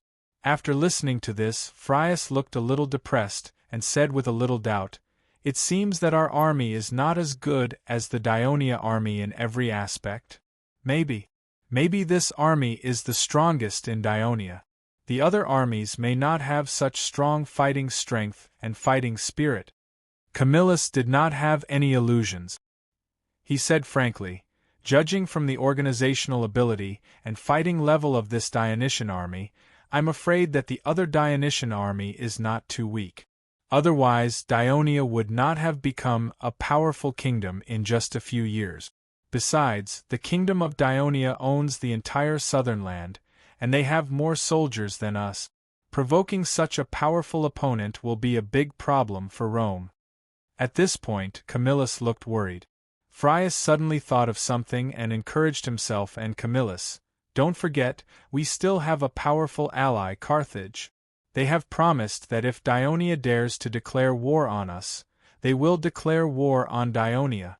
With Carthage attacking from the south, it is impossible for Dionia to send more troops here. We, Rome, have the advantage in fighting in Latin, which belongs to us. Camillus wanted to say something but did not. At this time, the adjutant walked into the big tent with a solemn face. My lords, the casualties of the army are out. A total of 4,460 heavy infantry soldiers are missing, 423 cavalry soldiers are missing, and 740 light infantry soldiers are missing. A total of 5,623 soldiers did not return to the camp. 5,623. That's half of the soldiers who left the camp. Frias' surprised expression was a little exaggerated. He then realized that Camillus was beside him, and quickly said, in fact, there may not be so many casualties and captured soldiers. Some soldiers may have run away, and when the enemy retreats, they will return. So, the sentries in the camp must pay attention to screening, and at the same time, arrange the troops and be ready to help them return to the camp at any time. Although Camillus had already expected this huge number was still unbearable for him. He could not help but cough repeatedly, and his adjutant hurriedly stepped forward to massage his back. After a long while, Camillus finally recovered. His face was gloomy, and he said in a low voice, "This battle caused so many casualties among the soldiers, and it was all because of my mistakes in commanding. I will write a letter to the Senate and ask for punishment. I also want to remind them to be more vigilant against the Dionysian army, and to use their troops cautiously." Hearing Camillus's words, Frias heaved a sigh of relief. Although he respected Camillus, it did not mean that he wanted to bear the responsibility of this failure with Camillus. He did not want this failure to affect his future career in Rome, but he still pretended to be loyal and said, "Camillus, how can this be your responsibility alone? You and I are both commanders of this army, and the decision to leave the camp to rescue the enemy was made by both of us." Camillus waved his hand. "Don't say any more, this is all my fault. I have underestimated the Dionia, otherwise, I would have immediately led the soldiers back after receiving the food supply team. You can't rely on luck in war." Camillus sighed deeply with remorse, then reminded him, "Not only did we lose so many soldiers, but some of them are also injured and won't be able to fight the enemy for a while. The number of soldiers who can fight in the camp is greatly reduced. Frias, I suggest that you strengthen the camp's defenses tomorrow. No matter how the enemy provokes you, do not leave the camp to fight the enemy." No matter how young Frias was, the performance of the Dionysian army had shocked him. He did not dare to risk his career and the lives of his soldiers, so he nodded and said, "You are right, Camillus. We should hold the camp until Quintus arrives with his troops." For the Volsci, this was a rare victory against Rome in 10 years, even though they were not the main force in the battle. When the Roman soldiers, who had no hope of breaking out of the encirclement, finally surrendered to the Volsci warriors, or when the Volsci warriors injured and captured the lagging Roman soldiers in the process of pursuing them, the Volsci soldiers who escorted the Roman soldiers back were filled with pride of victory. But the Volsci leaders knew very well who brought this victory. Under the lead of Consul Tullus of Cels and Consul Cadimentalos of Pelevernham, they found Amyntas, who was treating the wounded soldiers. General Amyntas, I didn't expect you to bring us such a rare victory the day after you led your army to Volsky. It is clear that Dionia is sincerely helping us. Thank you very much. Thank you very much, Tullus said with a sincere expression. Katai Montalos immediately took over the conversation and expressed his apology excitedly. Please forgive my previous prejudice. When Toulouse told me that Dionia only sent 10,000 troops, I even complained. Only 10,000 reinforcements. What can they do when the Roman army is invading with tens of thousands of troops? But you and your soldiers have proved the strength of the Dionysian army with your heroic performance. Please accept my respect for you.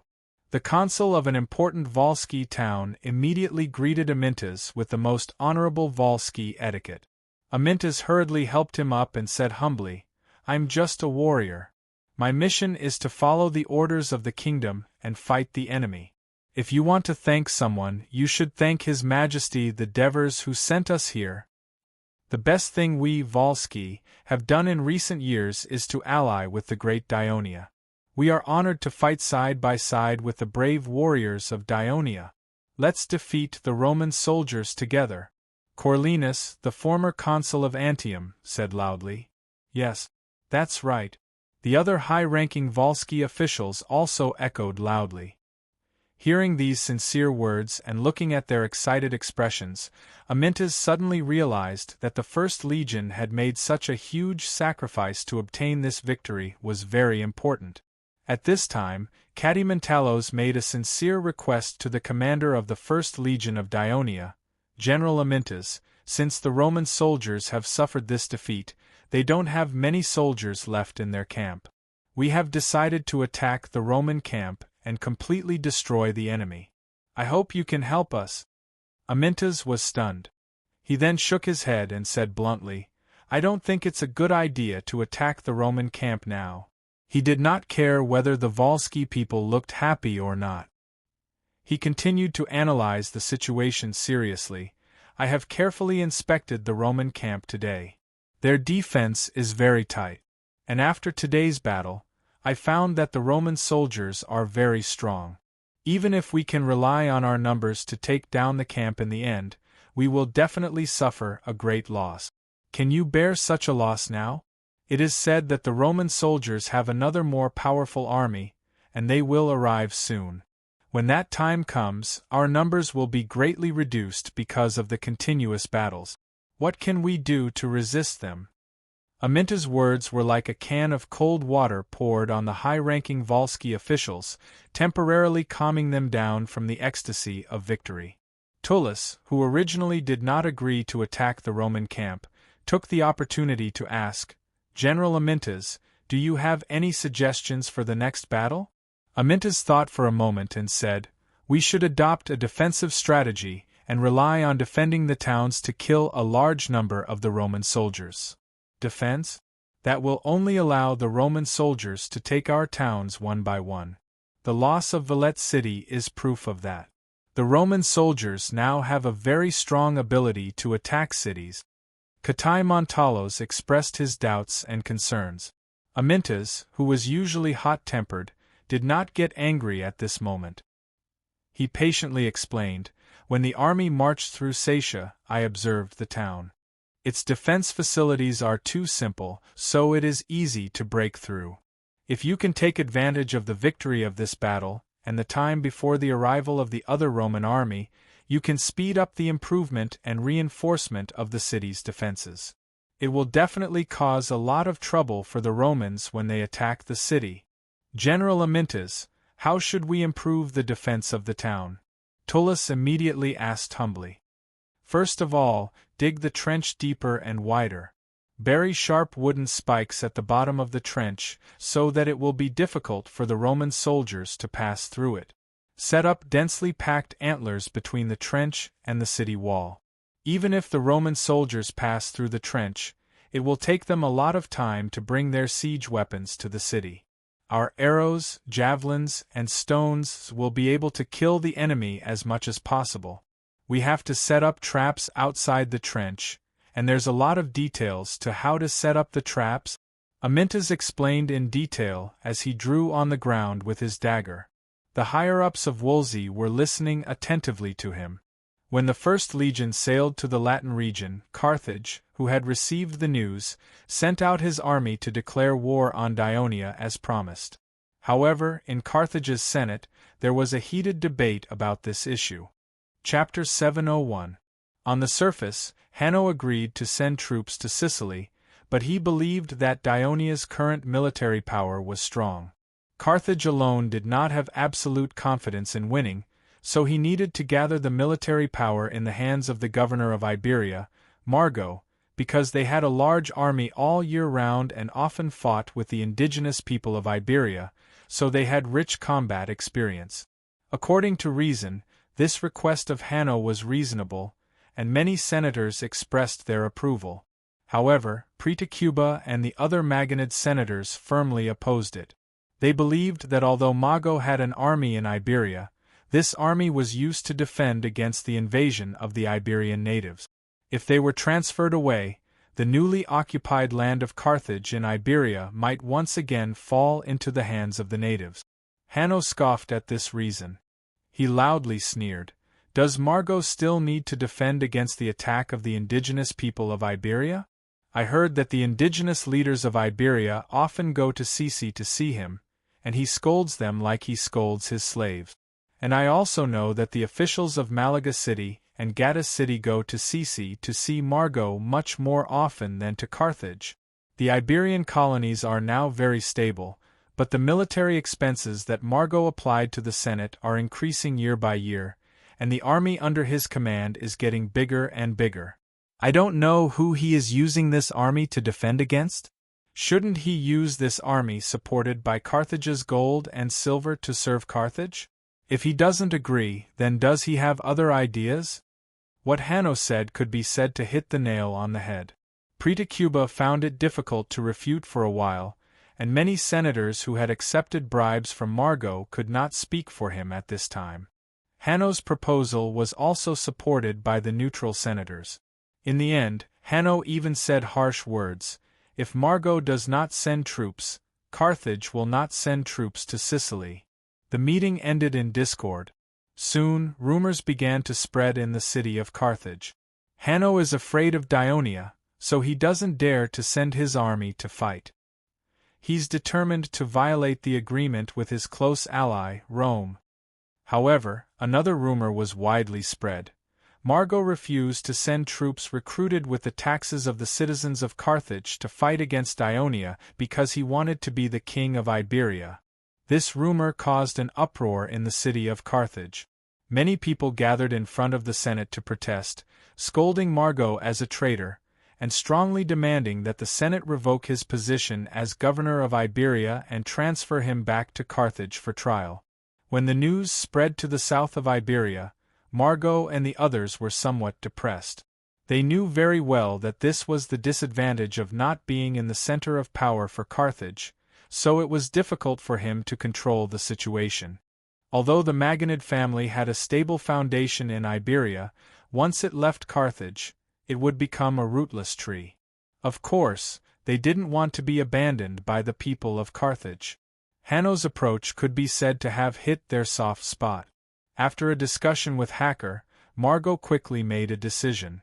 So, a few days later, Pretacuba proposed at the Senate meeting, "My lords, as a citizen of Carthage, Margo, the governor of Iberia, is certainly willing to send his troops to fight, but he wants to be the commander of the attack on Sicily. Indeed, with Margo's identity and military qualifications, no one among the citizens of Carthage dared to compete with him for the position of commander of the expedition, but how could Hanno let him do as he wished?" Tepenlaco immediately stood up and expressed his opposition. The situation in the Iberian Peninsula is complicated, and there are many fierce indigenous people. Once Lord Margo leaves, and the new governor is not familiar with the situation there, I am afraid it will lead to instability in the newly occupied Iberia region. Wouldn't the efforts of these years be in vain? So it is better for Lord Margo to stay in Iberia, and only need to send the army over. Pretacuba immediately retorted, My lords, you should all know that the members of the Iberian army are complicated. Most of them are foreign mercenaries. If they are commanded by outsiders, I am afraid they will not listen to orders. Not only will it not achieve the effect of the battle, but it will also cause chaos. If the Senate is really worried about the safety of the new Iberian territory, I recommend Hasdrubal, the son of Himilco, to be the commander of the expedition. He has led the army to defeat the indigenous people in Iberia many times. He has rich combat experience and is a rare general talent in Carthage. Replacing Margot with Hasdrubal, the effect is still the same. Margot has a good idea. Hanno sneered in his heart. As a result, the Hanoverian senators all expressed their opposition, and even Octon shouted excitedly, "An army supported by Carthage's taxes does not listen to Carthage's orders, but is willing to listen to the command of only one person. Isn't this dangerous? Do we dare to give the command of the army to such a person, and put the city of Carthage in possible danger?" Octon's words could be said to be quite harsh, but he said the problem that many senators were worried about. The main members of the Magonid family had gone to Iberia, and they could not return to Carthage a few times a year.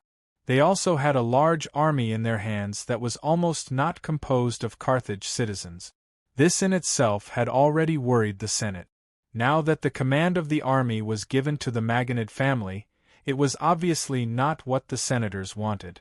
On this issue, the leader of the neutral party, Esseruba, was in agreement with Hanno. In the end, with the support of the majority of the senators in the Senate, a resolution was passed. Melifio, the military governor of Namibia, would be the commander of the army, and Margot would not have to go, but Iberia must send no less than 20,000 troops to fight. This resolution was not only the opposite of the result that Margot and the others expected, but also greatly harmed their interests. Therefore, Margot, who received the news, delayed the implementation of the resolution and sent messengers to Carthage with a large sum of money to lobby the senators. In the back-and-forth wrangling between the two sides, the dispatch of troops to Sicily had been delayed. Just as the Senate of Carthage was arguing about the expedition, the Council of Syracuse was also engaged in a fierce debate. More than a decade ago, Syracuse was still the largest Greek city-state in Sicily, and even the most powerful city-state in the entire Greek world. Under the rule of the tyrant Dionysius, the people of Syracuse defeated the powerful Carthage people, conquered most of the land of Sicily, and became the overlord of Sicily. Dionysius even led nearly 100,000 troops north and crossed the sea to attack Greece in an attempt to expand his territory. However, after half a year of war with the newly rising Dionia alliance, the people of Syracuse, who obviously had the upper hand, eventually suffered a crushing defeat in both naval and land battles. Dionia's army even attacked Sicily, causing the people of Syracuse to rebel and overthrow Dionysius's rule. In the end, Dionysius and his family were betrayed and murdered by Sparta. The people of Syracuse, who were liberated from Dionysius's dictatorship, decided not to repeat the same mistakes. The people entrusted Herolas, who played a leading role in the process of overthrowing Dionysius's rule, to form a new democratic government in Syracuse. However, Herolas had other ideas. During Dionysius's rule, he held an important position in the city-state. At the same time, he seriously studied the political system of Dionia. That was why he opposed Dionysius, because Dionysius was too cruel and oppressed the people too much. It did not mean that he fully agreed with democracy. On the contrary, he believed that democracy was too free and undisciplined, inefficient and prone to chaos. Especially when Syracuse experienced a crushing defeat and urgently needed to recover its national strength, he should centralize power and quickly make various decisions that were beneficial to the city-state's development. That was why he delayed forming a new government. Instead, he used his position as the highest leader during the war to frequently issue various decisions. These decisions were often made by him alone without discussing with anyone else, which was criticized by the people. During this period of time, there were two things that caused his reputation to plummet among the people. First, an important democratic figure in Syracuse, Theagenes, was arrested for vehemently opposing Dionysius's rule. He was supposed to be sentenced to death, but with the help of a friend, he actually escaped imprisonment and escaped from Sicily. After Dionysius's rule was overthrown, he actually brought a few warships and some soldiers back to Syracuse. Based on his heroic deeds against Dionysius, the people gave him a warm welcome and elected him as a general in the citizens' assembly. They hoped that he would enter Syracuse's wartime general executive committee and counterbalance Herolus's growing power.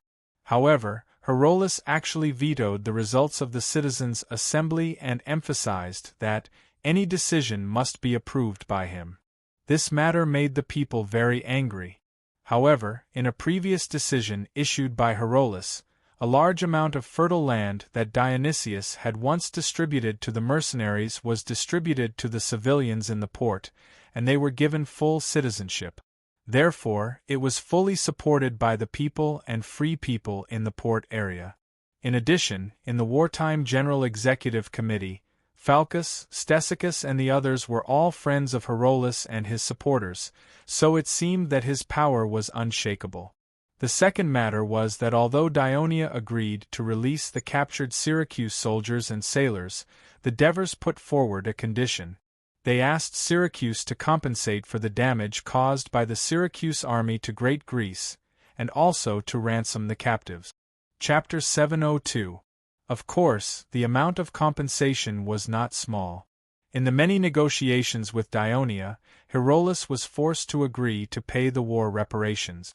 This was why he wanted to concentrate his power to develop Syracuse as soon as possible, and let Syracuse walk out of the quagmire of defeat as soon as possible.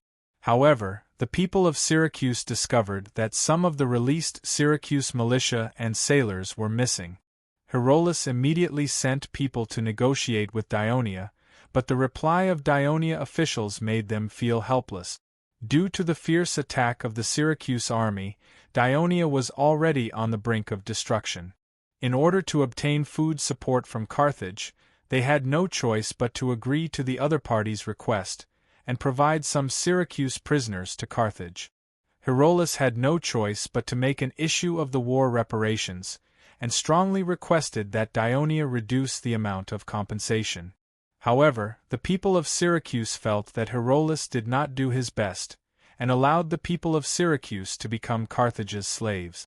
The people were disappointed in him, and this included many civilians in the port area, because many of the prisoners that did not return were sailors of Syracuse. At this time, Devers ordered the spies hidden in Syracuse to spread unfavorable rumors about Herolus, because Devers knew that many of the decisions made by Herolus were correct, but he did not want to see Syracuse rise again.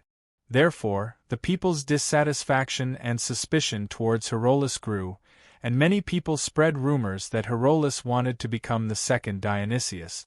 During this period of unrest, according to Herolus's proposal, Phaesipexus, Damocles, these former generals and ministers under Dionysius, who should have been severely punished, suddenly escaped from prison, and led some dissatisfied people out of Syracuse. They met up with Macias's mercenaries in the mountains to the west, and actually occupied the small city of Achle to the west of Syracuse. Of course, Herolus could not allow the remnants of Dionysius to cause trouble in Syracuse's territory, so he decided to personally lead an expedition.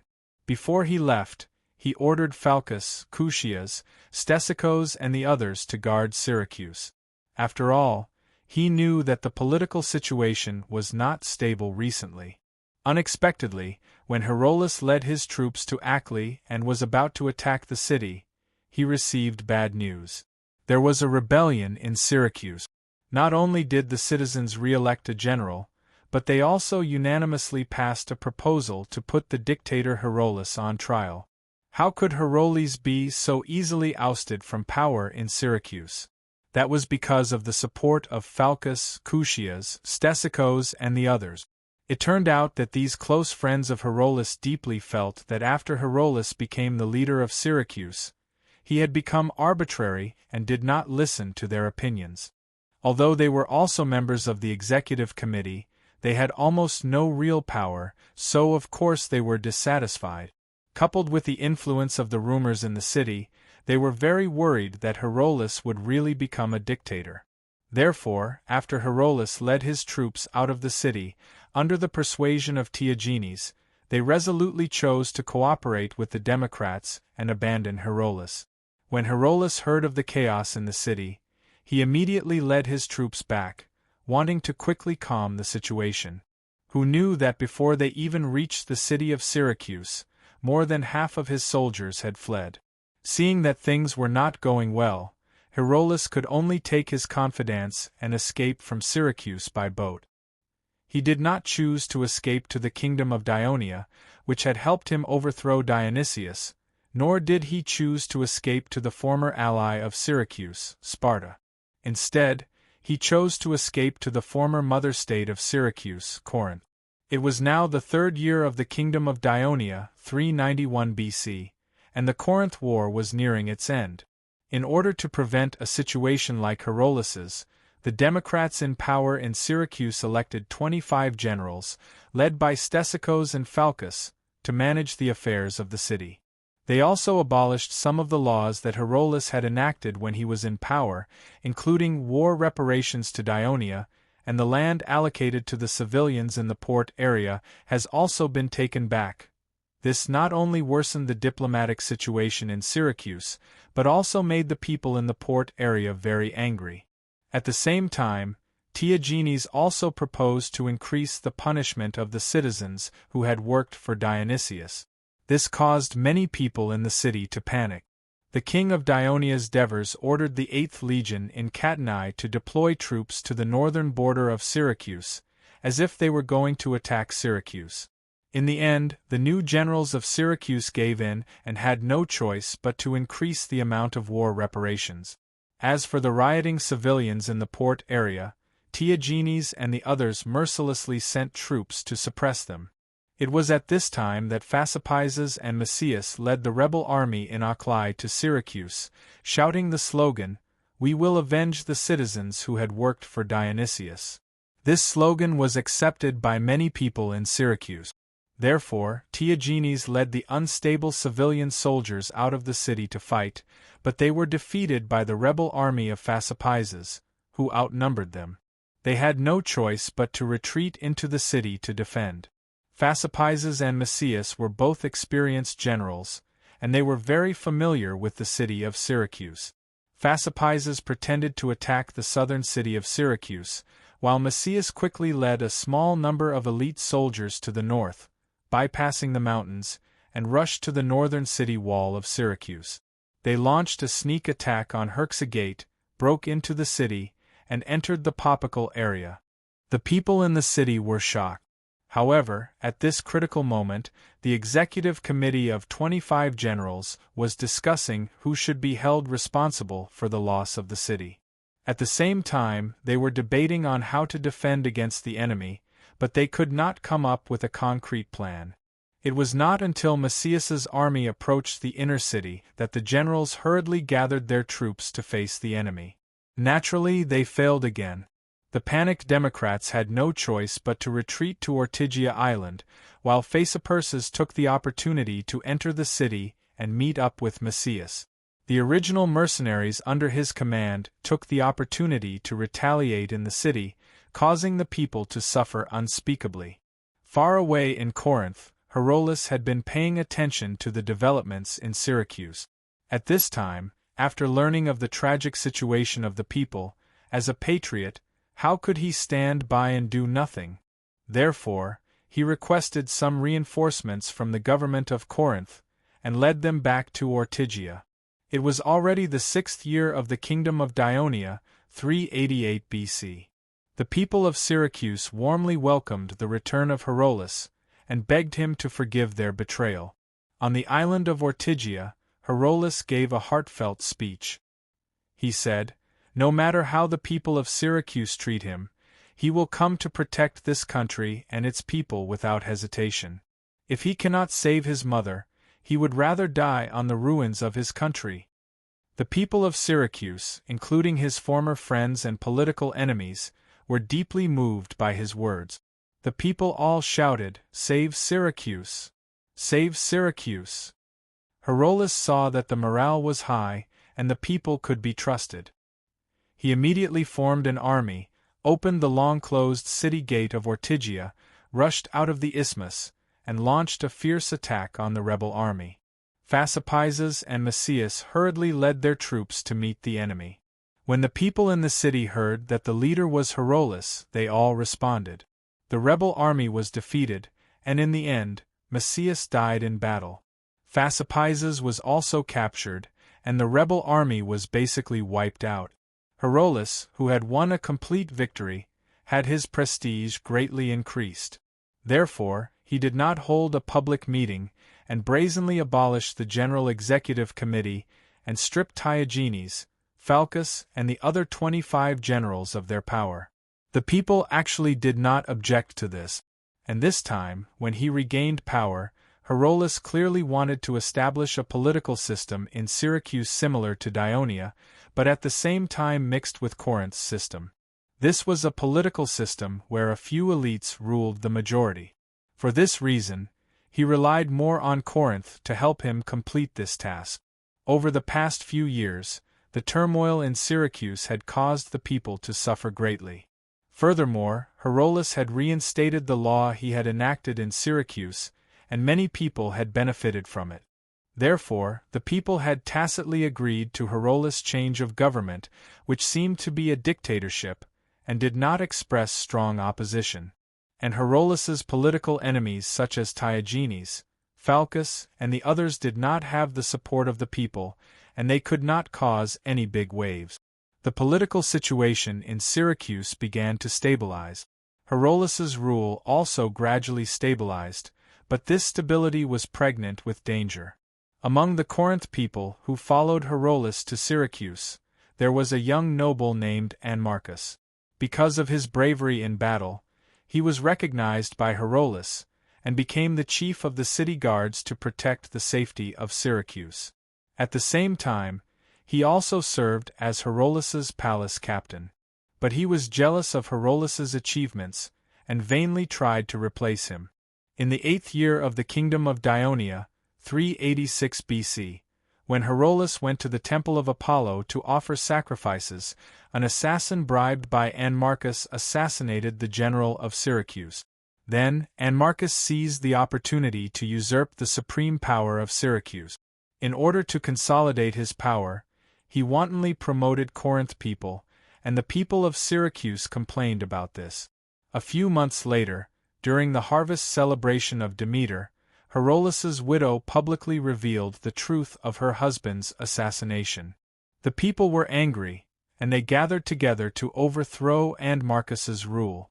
Anmarchus also gathered his army to suppress them, but in the end, he suffered a crushing defeat and died in the chaos. Chapter 703. When the power once again fell into the hands of the Democrats in Syracuse, Tyagenes, Phalcus, Stesicus and the others, having learned their lesson, did not create a strange government with 25 generals like before. Instead, they restored Syracuse's traditional democratic government with 10 generals, a council of 100 and a citizens' assembly. They also continued some of the policies and laws implemented during the reign of Herolas. At the same time, they continued to pay reparations to Dionia.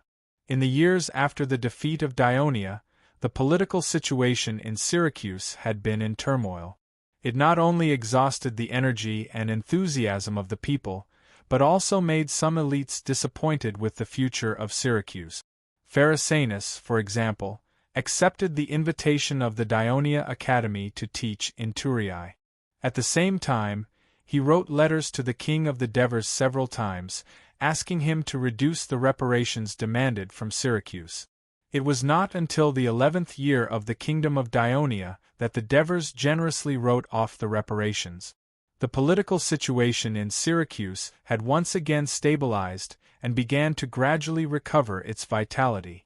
However, during the previous turmoil, Syracuse's agriculture and trade were hit hard. Many free people and merchants fled and chose the booming Cadenai. When the people of Syracuse opened their eyes and looked out, they were shocked to find that the power of Syracuse, which once dominated Sicily and shook the western Mediterranean, was now weaker than the former enemy of the kingdom of Dionia, Cadenai. The former allies around Syracuse, such as Carmondolina, Gela, Agrigento, and many others, had long since severed their ties with Syracuse. Instead, they went to curry favor with Dionia. The people of Syracuse cherished the glory of the past, but they also hated the culprit who caused all of it, Dionia. Most of the taxes collected by Syracuse were used to pay reparations. So a strange phenomenon arose in Sicily. While all the Greek city-states of Sicily were on friendly terms with the kingdom of Dionia, Syracuse, from top to bottom, was alienating this powerful neighbor.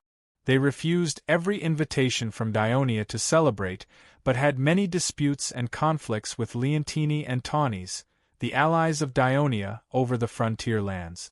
Carthage had witnessed Syracuse's performance.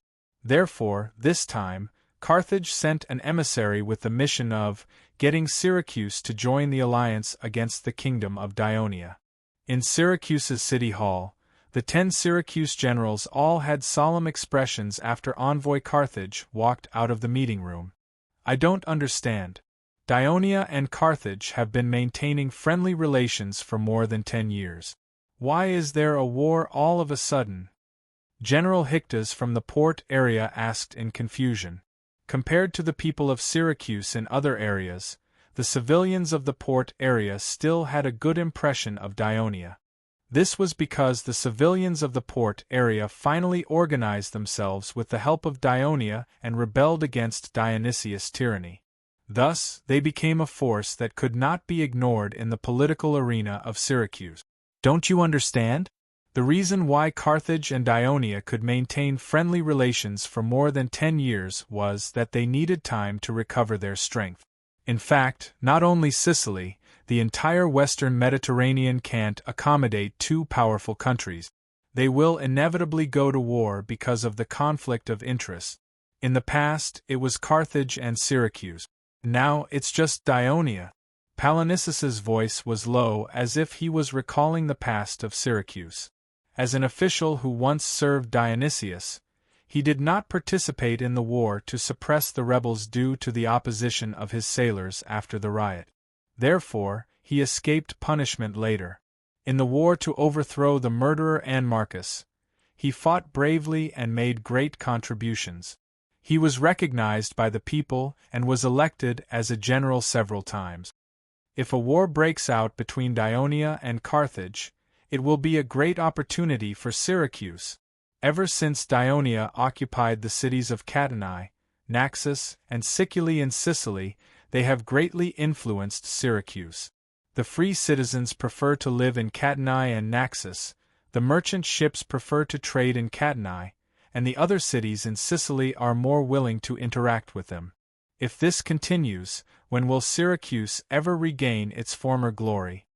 Chief General Theagenes was obviously in favor of cooperating with Carthage to fight against Dionia. But can Carthage defeat Dionia? Cusius was worried. More than 10 years ago, he had experienced the war that decided the hegemony of Greece in the western Mediterranean. He had seen and heard that a legion of Dionia landed in Sicily and defeated an army of tens of thousands led by Macias. Yes, the army of Dionia is too powerful. 2 years ago, they easily defeated the Cycles and occupied many of their towns. Now, the Cycles are circling around the Dionia like dogs, Philippus continued.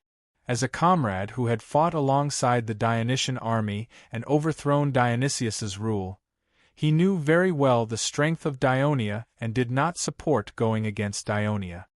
Our strength in Syracuse is no longer what it used to be.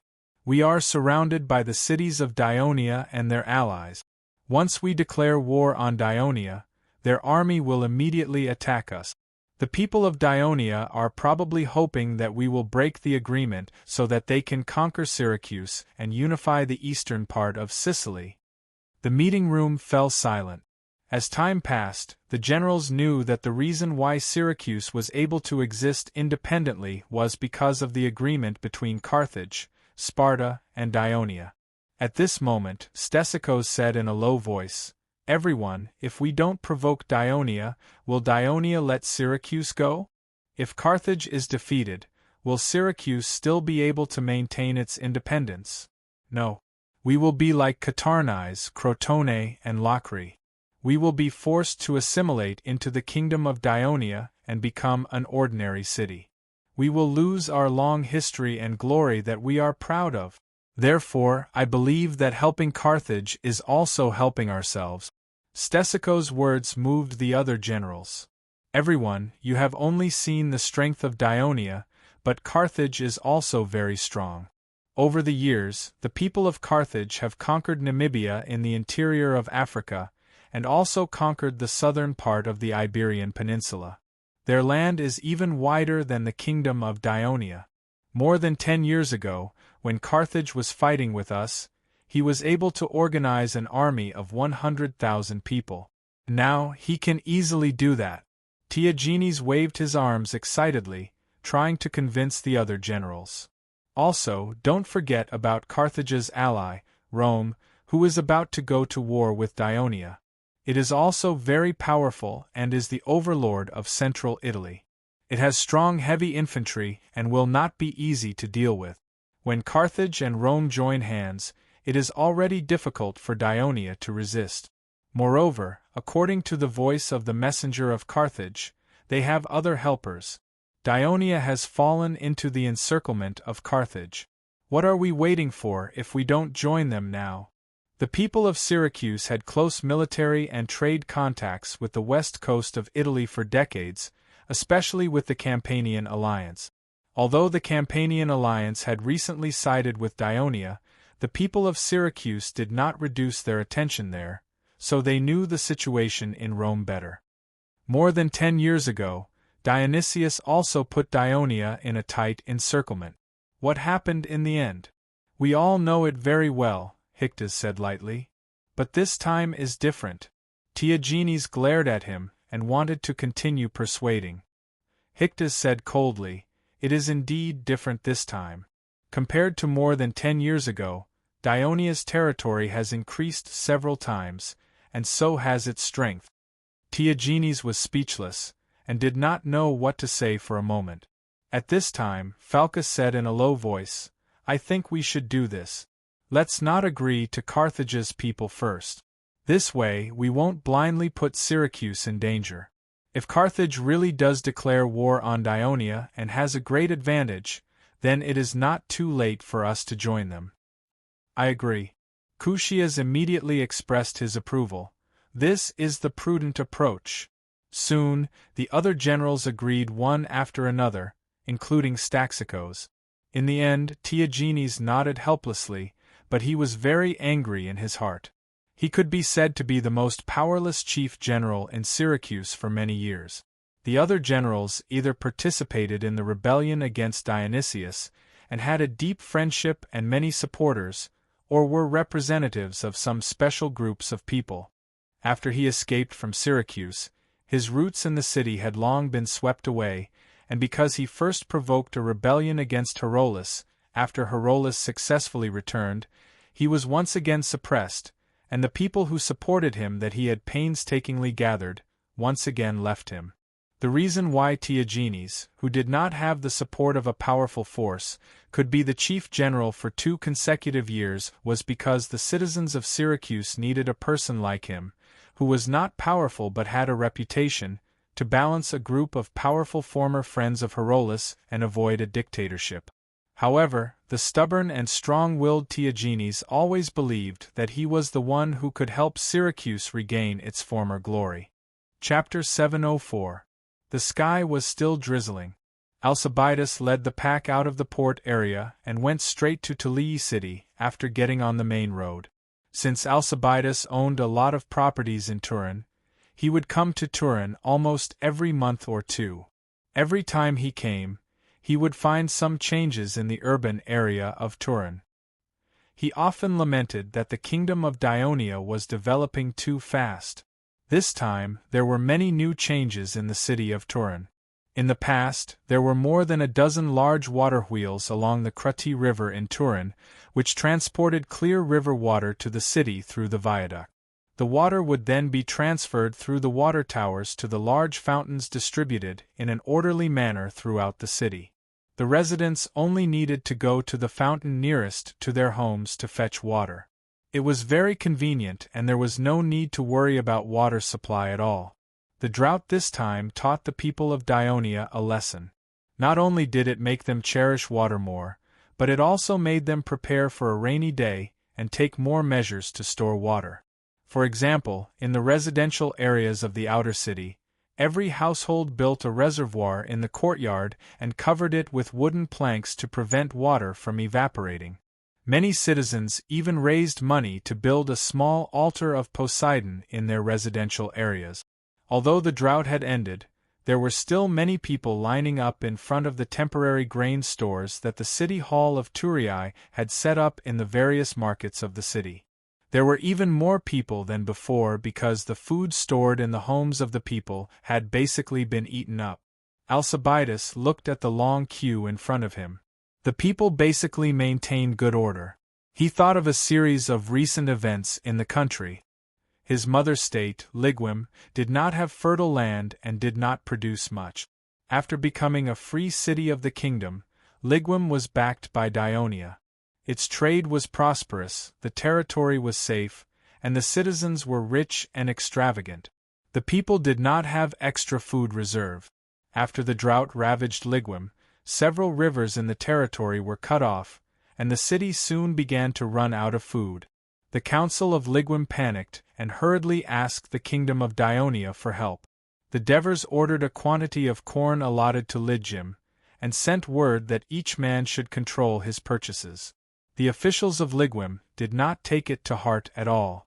The grain was put on the market and was bought up by the rich people of Ligwim in the blink of an eye. So they had to ask for help from Dionia again. The Devers, in spite of their sullen and angry faces, authorized another shipment of grain to Ligwim, warning them that Dionia's reserves were to feed nearly 2 million people in the kingdom, and that there would be no surplus for Ligwim. If there is a food shortage in the future, please think of a solution on your own. Logically speaking, Billy Jim should have learned his lesson this time, but he didn't. The generals and council members of Ligim divided up the grain in private, and some even sold it in their own grain shops at a high price. The merchants of Ligwim also took action, going all over the Mediterranean to buy grain, then shipping it back to the Ligwim market to sell it at a high price. They even went to Dionia to make money in the same way, but they were severely punished by the kingdom's Ministry of Commerce. In the city of Ligwim, there were not only wealthy merchants, but also ordinary civilians and a large number of port freemen. They did not have enough money to continue to buy grain in the market, and the price of grain in the city was too high, but the council did not impose strict restrictions, causing the people to complain. It was at this time that someone exposed the fact that the Ligwim Council had twice embezzled the free relief grain from Dionia, which finally aroused the anger of the people. They gathered, robbed the grain shops, injured the merchants, and even shouted the slogan, "We don't want to be a free city, Ligwim should be completely integrated into Dionia." When Alcibiades left Ligwim and came to Turii, the riot was still going on. Alcibiades sighed, suppressed this annoying emotion, and went straight forward. After passing the interrogation of the city guards, he led the pack into the inner city. It was almost dusk, but the Victory Square was still very lively. Vendors were selling their goods loudly, bards were rapping and singing, some students from the Dionia Academy were giving speeches, both to exercise their courage and knowledge, and to promote their profession to the people, and some artists were performing their poems, music, and even plays they had just created, and went back to improve their works through the audience's response and feedback. Around the Victory Square, The people were discussing the contents of the Senate announcement that day posted on the stone wall. Under the steps in front of the library, young people were reading stories from books, surrounded by children who were listening attentively. Beside the fountain in Turi, women were chatting while drinking water, and children were laughing and having a water fight. It was a warm and peaceful scene. Seeing this, it was hard to believe that a war was actually happening in Dionia, and it was about to start a bigger one. Alcibiades sighed inwardly. He passed through the Victory Square, bypassed the Senate Hall, and arrived at the forbidden area that the people of Thurii named the Hill of the Kings, and was immediately stopped and interrogated by the palace guards. Alcibiades stated his identity and origin, and a guard immediately rode to the king's mansion at the top of the mountain to make a report. While Alcibiades was waiting, the guards checked the items he was about to bring up the mountain. Alcibiades was already used to this. At this moment, a white-covered carriage pulled by 2 white horses came from the east under the protection of the guards. Although the carriage was not inlaid with gold or silver, the exquisite design of the carriage, the gorgeous decorations on the roof, and the elegant clothes on the white horses all showed the elegance and nobility of the owner of the carriage. "Brother!" The curtain on the side of the carriage was lifted, and a beautiful face was revealed. Agnes let Alcibiades into the carriage, and had the pack that had been checked follow closely behind as they headed towards the top of the mountain. "Is father feeling better?" Agnes asked with concern. "He's the same as before, paralyzed on the bed and unable to walk. The doctors sent by His Majesty have treated him several times, but there's not much progress. But he doesn't throw his temper like before, and just 2 days ago he told me that he wanted to come to Thurii to see you. But, you know." Alcibiades shrugged helplessly. Agnes' face was immediately filled with melancholy when she heard this. She obviously knew what Alcibiades was referring to. All these years, the chief general of Lygum, Autolycus, would always use all sorts of indirect methods to hint to the Devers that they should choose Apox, the son of Agnes, as the heir to the throne. 2 years ago, at a family banquet, Autolycus, who had drunk a little too much, publicly declared, "Christoia isn't a pure Greek. Greeks in Asia Minor often marry foreigners, and was once a princess of Persia. If her child, Crotocatax, inherits the throne, I'm afraid it will cause public criticism. Moreover, Crotocatax's personality is too gentle, and he's not suitable to inherit the throne. Apox, on the other hand, is intelligent and has a pure bloodline, so he should be a suitable successor to the Devers." After these words were said at the banquet, the Devers flew into a rage. What he hated the most was the interference of others in matters related to the succession of the throne, and deliberately stirring up disputes to destroy his family. In his anger, not only did he smash the wine jar in his hand, but he also ordered the guards to chase him out of the mansion, ordering him to return to Lygum immediately, and never to come to Turin again. From then on, Autolycus's prestige in the Lygum council was greatly reduced, and the councillors who usually tried to curry favor with him began to distance themselves from him. Autolycus, who had suffered such a blow, was depressed and drank all day long. One day, he suddenly fell down and fell into a coma. After being rescued, he regained consciousness, but his lower body was paralyzed, and he could not walk. Thinking of these past events, Agnes's expression became gloomy. After all that had happened, she, who had been caught in the middle, was the most uncomfortable. On one hand, she felt very sorry for Christoia. Although Christoia later generously expressed that Autolycus's words were drunken, and that she did not mind it. She even got along with Agnes as before, but Agnes had always felt guilty. On the other hand, her father had fallen ill from drinking, and she felt that she had to bear part of the responsibility. So this matter had always made her feel guilty. At this moment, she hesitated for a moment, and said, "I will ask His Majesty to lift the ban and allow father to come to Turin." Alcibiades shook his head and said, "Agnes, you must not ask His Majesty. You know father's temper. If he doesn't come to Turin, It will be good for you and the children." Hearing this, Agnes opened her mouth, but in the end she remained silent. Seeing this, Alcibiades comforted her, saying, "Father can't come, you can go to Ligyme to see him." Agnes's eyes suddenly lit up. "Yes, I can go to Ligyme. His Majesty shouldn't stop me." The two chatted in the carriage about recent interesting things in Ligyme for a while, and then arrived at the king's mansion. As soon as they got out of the carriage, they saw a few figures rushing over. "Uncle! Uncle!" According to blood relations, only Agnes's two children had the right to call Alcibiades uncle. However, in order to not let the children become estranged because of this difference in kinship, the Devers had specially talked to Alcibiades and made all the children call him uncle from the start. So the children running at the front were not Apophis and Avia, but Bryance and Eunice. "Uncle, what good gift did you bring us this time?" Bryance said, his eyes staring straight at the pack behind the carriage. Chapter 705. Eunice didn't say anything. She just looked at him eagerly.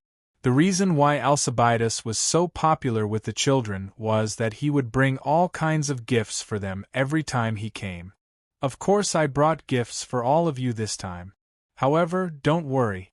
Line up first and take them one by one." Alcibiades smiled and patted Bryant's little head. "Line up. Everyone, line up." Eunice immediately acted like a big sister.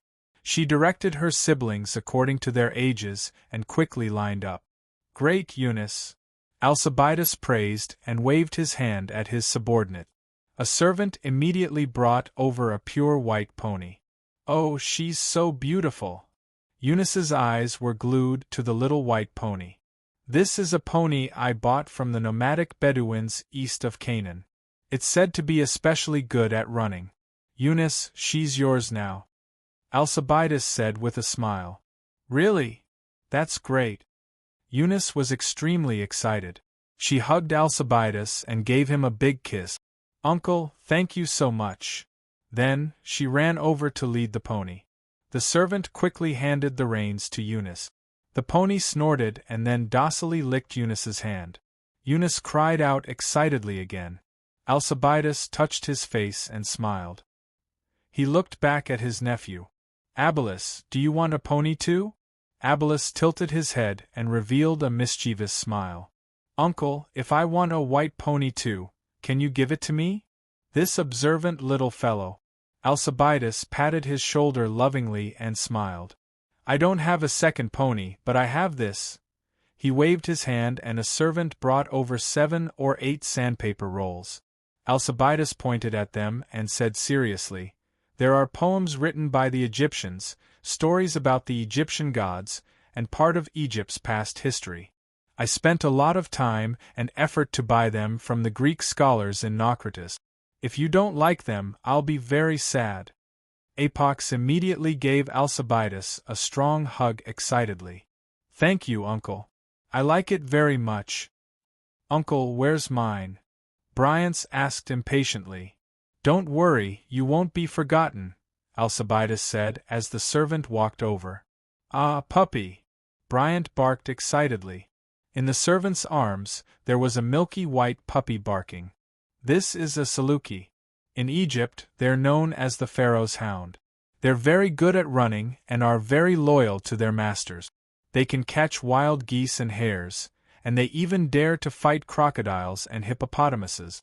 When you grow up, before Alcibiades could finish, Bryant had already picked up the puppy excitedly and ran away. This child. Alcibiades smiled and looked at his niece, Olivia, who was standing in front of him. Olivia, who had always been quiet, widened her eyes and stared straight at the little black cat in another servant's arms. Alcibiades did not say anything else and immediately placed the cat in her arms. Avria hugged the kitten in a flurry. The kitten meowed and rubbed her hand with its whiskers. Olivia thought that it was extremely cute.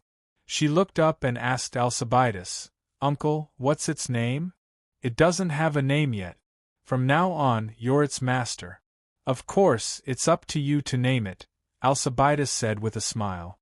And so, Olivia stroked the cat gently as she lowered her head and pondered. Brother, I heard that in Egypt, black cats are the incarnations of gods. Agnes, who had been watching from the side, said worriedly. In the hearts of the Egyptians, it's not just black cats. Cows, crocodiles, eagles, leopards. Many animals are objects of reverence, but that doesn't stop them from raising cats and dogs, hunting crocodiles and hippopotamuses. Moreover, this is Dionia, a land under the protection of Hades. The children are the descendants of Hades, so what's there to worry about? Alcibiades said half jokingly and half seriously. Agnes's worry disappeared, and she asked, Did you go to Egypt this time? Alcibiades nodded. Yes, I specially brought a set of high-grade cosmetics for the Egyptian concubines and princesses. I also brought a set for Princess Christoia. Following the direction of Alcibides's finger, Agnes saw many exquisite-looking large wooden boxes being carefully unloaded from the carts by the slaves. Agnes didn't refuse, and instead said with some joy, Brother, you've really gone to the trouble. At the age of almost 40, she felt her skin begin to loosen, and her hair gradually lose its luster. She really needed to dress up and take care of herself. As far as she knew, in the Mediterranean, the country that was the best in this area was Egypt. They had a long history of thousands of years, a rich lifestyle, and a special environment, desert, sandstorms, and exposure to the sun. Egyptian women, regardless of whether they were rich or poor, placed great importance on beauty and dressing up. Over a long period of time, they designed many cosmetics, skincare products, and ornament. For example, the Egyptian cosmetics that Alcibiades bought were made up of a variety of ointments and protective oils, mixed with plant juices, flowers, fruits, and herbs to moisturize and mask odors. They were carefully placed in bottles of various sizes, filling up 2 large boxes. This didn't include the cosmetics on the face, such as very finely ground mineral powder mixed with raw ingredients such as cat, hippopotamus, or crocodile fat, used to apply eyeshadow and to draw eyebrows, blush, and lip. This was enough to fill up another large box. There were even more accessories, with wigs being the most important. The Egyptians generally thought that gray hair and natural baldness were extremely unsightly, so they invented wigs and even tried to mix various formulas to help the gray hair regain its original color. These wigs were all made from human hair and plant fiber pad. There were long, short, thick, dense, and all kinds of wigs, filling up another large box. As for the exquisite earrings, necklaces, anklets, hair pins, there were all kinds of them, a dazzling lineup. Alcibiades also carefully bought many tools that the Egyptians used for makeup, such as small tweezers, tongs, small razors, and eyebrow pencils made of ivory, so when Agnes said that he had put in a lot of effort, she wasn't wrong at all. Hasn't Clotho returned yet? I brought him a present too, Alcibiades asked in a seemingly casual manner. He and Adoris have been summoned to participate in military training. This training will last for 2 days, and they'll spend the night in the barrack. They'll only return the day after tomorrow. Sigh, wars are always endless. I hope that Clotho won't be sent to the battlefield, Agnes said with some worry. Clotho Catax was almost 19 years old. As an adult citizen of Dionia, he had already participated in military training for more than a year, and was now a reserve soldier of the 1st Legion. When he didn't need to participate in military training, the Devers arranged for him to run errands in the Ministry of Military Affairs, so that he could familiarize himself with all aspects of the Ministry of Military Affairs.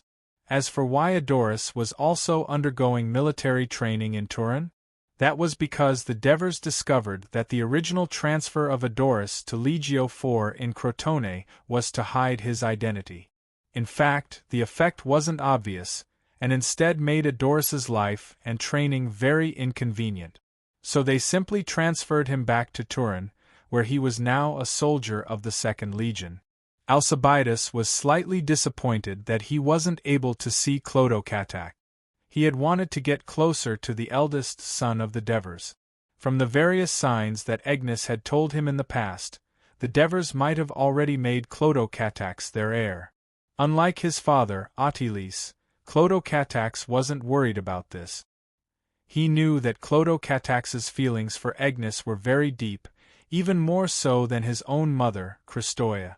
When Chrystoia heard that Alcibiades had arrived, she immediately asked the chef to prepare a banquet.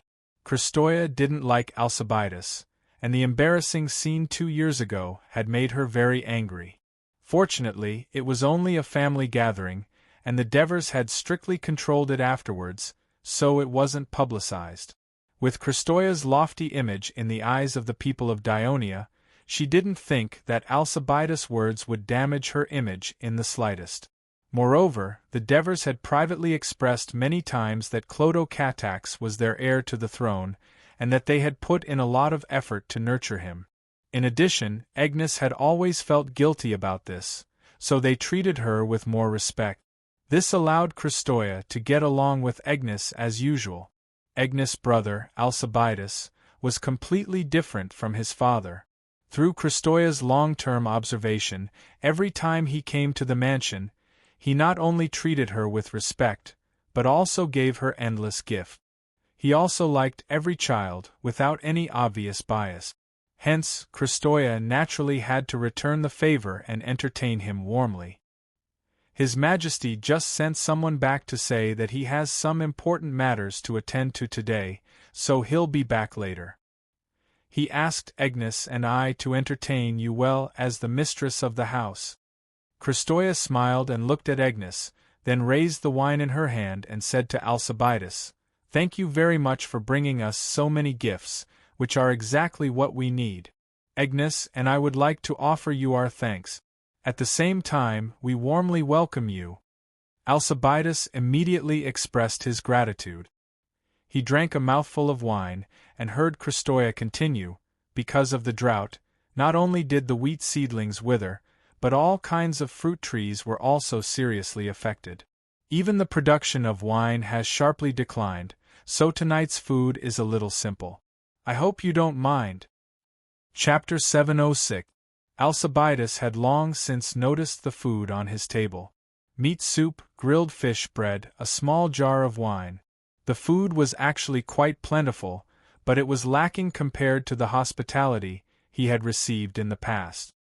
He remembered that the merchants in Liguim, including himself, still held banquets from time to time even during the drought, and the food was much more plentiful. He couldn't help but sigh, "It's already very good. I think your meals have been simpler than this since the drought. We're already eating better than most of the people in Dionia. I know that many families can only eat 2 meals a day, and their main food is oatmeal," Agnes said with a sigh. As the priestess of the Temple of Hera, she had learned a lot from the people who came to the temple to worship. Alcibiades was silent. In fact, he knew very well that with the Devers' supreme status and wealth in Dionia, even during the drought, they could let their entire family live a life of debauchery. However, his brother-in-law was as strict with his family as before, and set an example for the people of Dionia. This habit and practice had deeply affected his family. Perhaps only someone like him could become a king. Alcibiades pretended to not care and drank a big mouthful of meat soup, then praised, "Your chef is still the best. No matter how little food there is, the food he makes is still so delicious. You must be tired after rushing all the way from Liguim. Since it's delicious, eat more and replenish your strength." Chrystoia said with concern, then said with a sigh, "Thanks to the blessing of Hades, this terrible drought is finally over." She looked at Alcibiades and asked with concern, "I heard that the people of Liguim rioted because they couldn't afford to buy food, and many nobles and merchants were injured. Your shop wasn't damaged, was it?" "Thanks to His Majesty's prestige, the angry people completely avoided my shop and workshop," Alcibiades said gratefully. This was indeed the truth. The rioting people of Liguim prayed to the kingdom of Dionia, and naturally would not attack Alcibiades, who was related to the king of Devers by marriage. "Your Liguim council has gone too far. You don't care about the lives of the people at all. You deserve to be attacked by the people. That was her hometown, after all. How could she not be worried when she heard that the people of her hometown were starving? If you had allowed my sister's bank to enter Ligium back then, the people there would have been able to get loans from the bank to buy food. Agnes' words were obviously a little naive. The riots in Ligium were not a matter of whether the people had money or not, but rather the uncontrollable madness of the merchant class. But when Ligium became a free city of the kingdom of Dionia, one of the conditions made by the people of Ligium was that the Bank of Christoia should not be allowed to establish itself in Ligium, because Ligium was a prosperous city, and usury was an important means of making money for the merchants of Ligium. If the Bank of Christoia was established in the city, with its interest rate far lower than that of usury, the whole business of usury in Ligium would soon collapse. Alcibiades awkwardly wiped his face with his hand and suddenly said, "Maybe it won't be long before Christonia Bank enters Liger." Christonia's almond-shaped eyes widened slightly, and she asked in surprise, "Why?" Alcibiades knew that he had said something indiscreet, so he coughed dryly and said apologetically, "I'll have to wait until I see His Majesty the Devers and get his confirmation before I can say anything." Christonia was deep in thought. She took a sip of wine and was about to speak. Bryance, who was eating at the side, was already shouting with dissatisfaction, "You adults always say things we don't understand, it's so boring." "Uncle, you went to Egypt before. Did you see a fish in the Nile River? It can not only swim in the river, but it can also climb on land. It's very fierce, and not only does it eat people, even lions can't beat it. Is that true?" "Brother, you're talking about crocodiles, right?" Apox immediately corrected. Alcibiades laughed. "I'm not too sure if crocodiles can defeat lions. But crocodiles do eat people, and according to the rumors of the Egyptians, crocodiles even ate a great pharaoh." Apox was immediately interested and said, "Uncle, tell us the story." Under the urging of the children, Alcibiades did not refuse in order to avoid Christoia's question. He carefully thought about it and said, "You should all know that the center of Egypt is in Memphis." The children nodded together. At school, the teachers had taught them the basic knowledge in this area. "Then do you know that the Egyptian pharaoh is also known as the king of Upper and Lower Egypt?"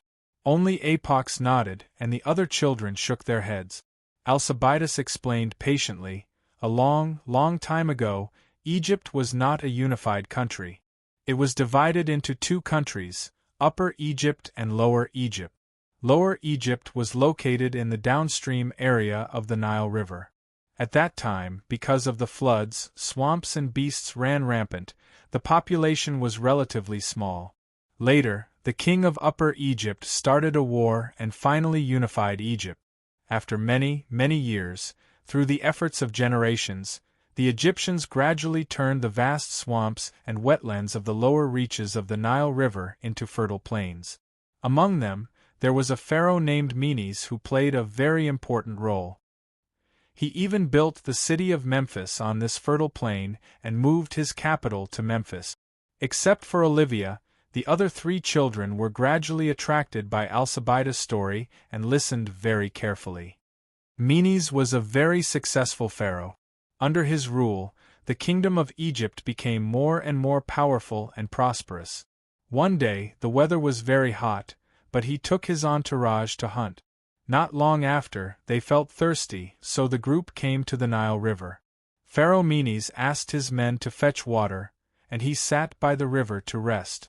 In the end, something that looked like a broken tree trunk was floating in the river not far from him. It was actually a crocodile in disguise. It suddenly pounced on Menes, who was not far from him, and bit him. Before his entourage could react, it dragged him into the river. The Egyptians organized an army to search the Nile River, but in the end they did not find his body. Not long after, the Ammon temple sent out an oracle. King Menes was brought to heaven by the crocodile god because of his great achievements. In the evening, the Devers who returned to the mansion received Alcibiades in the study. "This time you brought many gifts for Crystal, Agnes, and the children. They are very happy. The children even prefer to see you, not me, their father. The Devers said jokingly. Your Majesty, it's not easy for me to come here. Buying these gifts was something that I did in passing. It didn't cost much, and I'm very happy to make them happy, Alcibiades said hurriedly. To the children, you're a good uncle. To Crystal and Agnes, you're a good relative. To me. The Devers smiled slightly. You've done very well. Agnes has told me about her wanting to go to Ligium to see your father. I've basically agreed, but not now. The situation in Ligium is very chaotic and not very safe. What measures does your council plan to take to stabilize the situation? At this point, the Devers finally got to the point. Alcibiades blushed with shame and said in a low voice, The council has been debating whether to suppress the riots. Until now, they haven't come up with a concrete plan. Are you going to ask the Senate of Dionia to send troops to suppress the people of Ligium? A sneer flashed across Devers' lips. In fact, he knew the situation in Ligium like the back of his hand. This time, the riots in Ligium were partly due to the intelligence department under him. According to the laws of Dionia, as a free city, Ligium could not have its own army. Of course, as the main body of a city's army, most of the ordinary citizens had participated in the riots. Under normal circumstances, the kingdom could not interfere with the internal affairs of its city.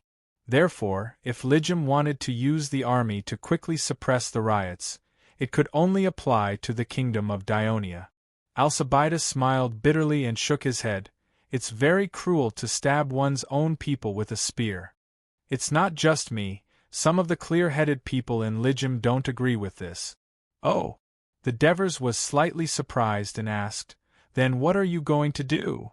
Your Majesty, I believe you know very well that the Ligium Council's management of the city has been very chaotic for the past 2 years. Many people don't want to manage the city well, but want to use power to satisfy their own selfish desires. Therefore, after they are elected through various fraudulent means, they often make proposals that are beneficial to their interests and detrimental to the development of the city. Many public positions in the city are held by their relatives or people who have no ability but have bribed them. Ligium seems to be prosperous, but in fact, the people have been dissatisfied with it for a long time. The drought this time only made the people's anger explode, Alcibiades said with a pained expression. The Devers listened calmly. Of course, he knew the situation in Ligium very well. In fact, if it wasn't for Adelaide Cruz's illness, the political situation in Ligium would be better. After all, he had the ability and prestige to control the council. Now, none of the elected generals and councillors in Ligium could control the overall situation. As a result, the riots had been happening for a few days, yet the council could not come up with a decent measure. Chapter 707. We can't let this situation continue in Ligium. Alcibiades suddenly raised his voice and said, I've discussed with some people and decided to unite the people of Ligium. We'll hold an emergency citizens' meeting and vote together for Ligium to be fully integrated into the kingdom of Dionia. Hearing this, the Devers could no longer hide the surprise on his face. He leaned towards Alcibiades and asked, Is your father behind this? He knew Alcibiades, his brother-in-law. He was very talented in business, but he was not very interested in politics. Such an important matter that would determine the future of Ligium would be difficult to implement without the strong push of a famous and capable politician. My father is not very interested in the politics of Ligium now, and he doesn't have the energy to do these things. Alcibiades glanced at the Devers and said, This matter was proposed by General Phaedon, and he is the one who pushed it. Phaedon. The Devers touched his chin. He had been paying attention to this person. The general who led the army of Ligium made a great contribution in the war against Syracuse. After the war, he was also respected by the people of Ligium. For several years, he was elected as the general of Ligium, and for 1 year, he was the chief general of Ligium. However, even though he was resolute and decisive on the battlefield, he frequently suffered setbacks in the political arena. His proposals often failed to pass the Senate, and his ability to govern was criticized by many people. There were also scandals that his relatives used his power to accept bribes and gain benefit. Phaedon took the blame and resigned, and in a fit of anger, he announced that he would no longer hold any public office in Lygum. According to some inside information obtained by Aristyra's intelligence department, a Tiri Cruz was secretly behind the criticism of Phaedon in the Parliament of Lygum. The Dever's father-in-law, who had a strong desire for power, obviously did not want to see Phaedon, whose prestige had greatly increased, control the politics of Lygum. Alciviades saw that the Devers did not speak, and thought that the king was doubtful that Phaedon alone could successfully implement this matter. So he emphasized again, not only Phaedon, but also some merchants have clearly expressed their support. Then Alciviades named several people. The Devers were surprised. These people, like Alciviades, were famous merchants in Lygum. Were they not worried that after Lygum was fully integrated into the kingdom of Dionia, they would lose some of the rights they used to enjoy? Alciviades saw the Devers' doubts and explained, "Your Majesty, Lygum is too small for us. We want to become real merchants of Dionia and have greater business in the entire Mediterranean. We firmly believe that after the war between Dionia and Carthage, the merchants of Dionia will have an unprecedented and precious opportunity to set foot in a trade area that they have never set foot in before." Alciviades was a little excited. So that was it. It was not that they cared about the people, but that they were driven by profit. As merchants of the free city, they naturally could not have the same rights as the merchants of Dionia. The Devers smiled and said, "It seems that you are more confident about the upcoming war between the kingdom and Carthage than I am. Merchants are indeed the most adventurous. Did you come into contact with Sostatus?"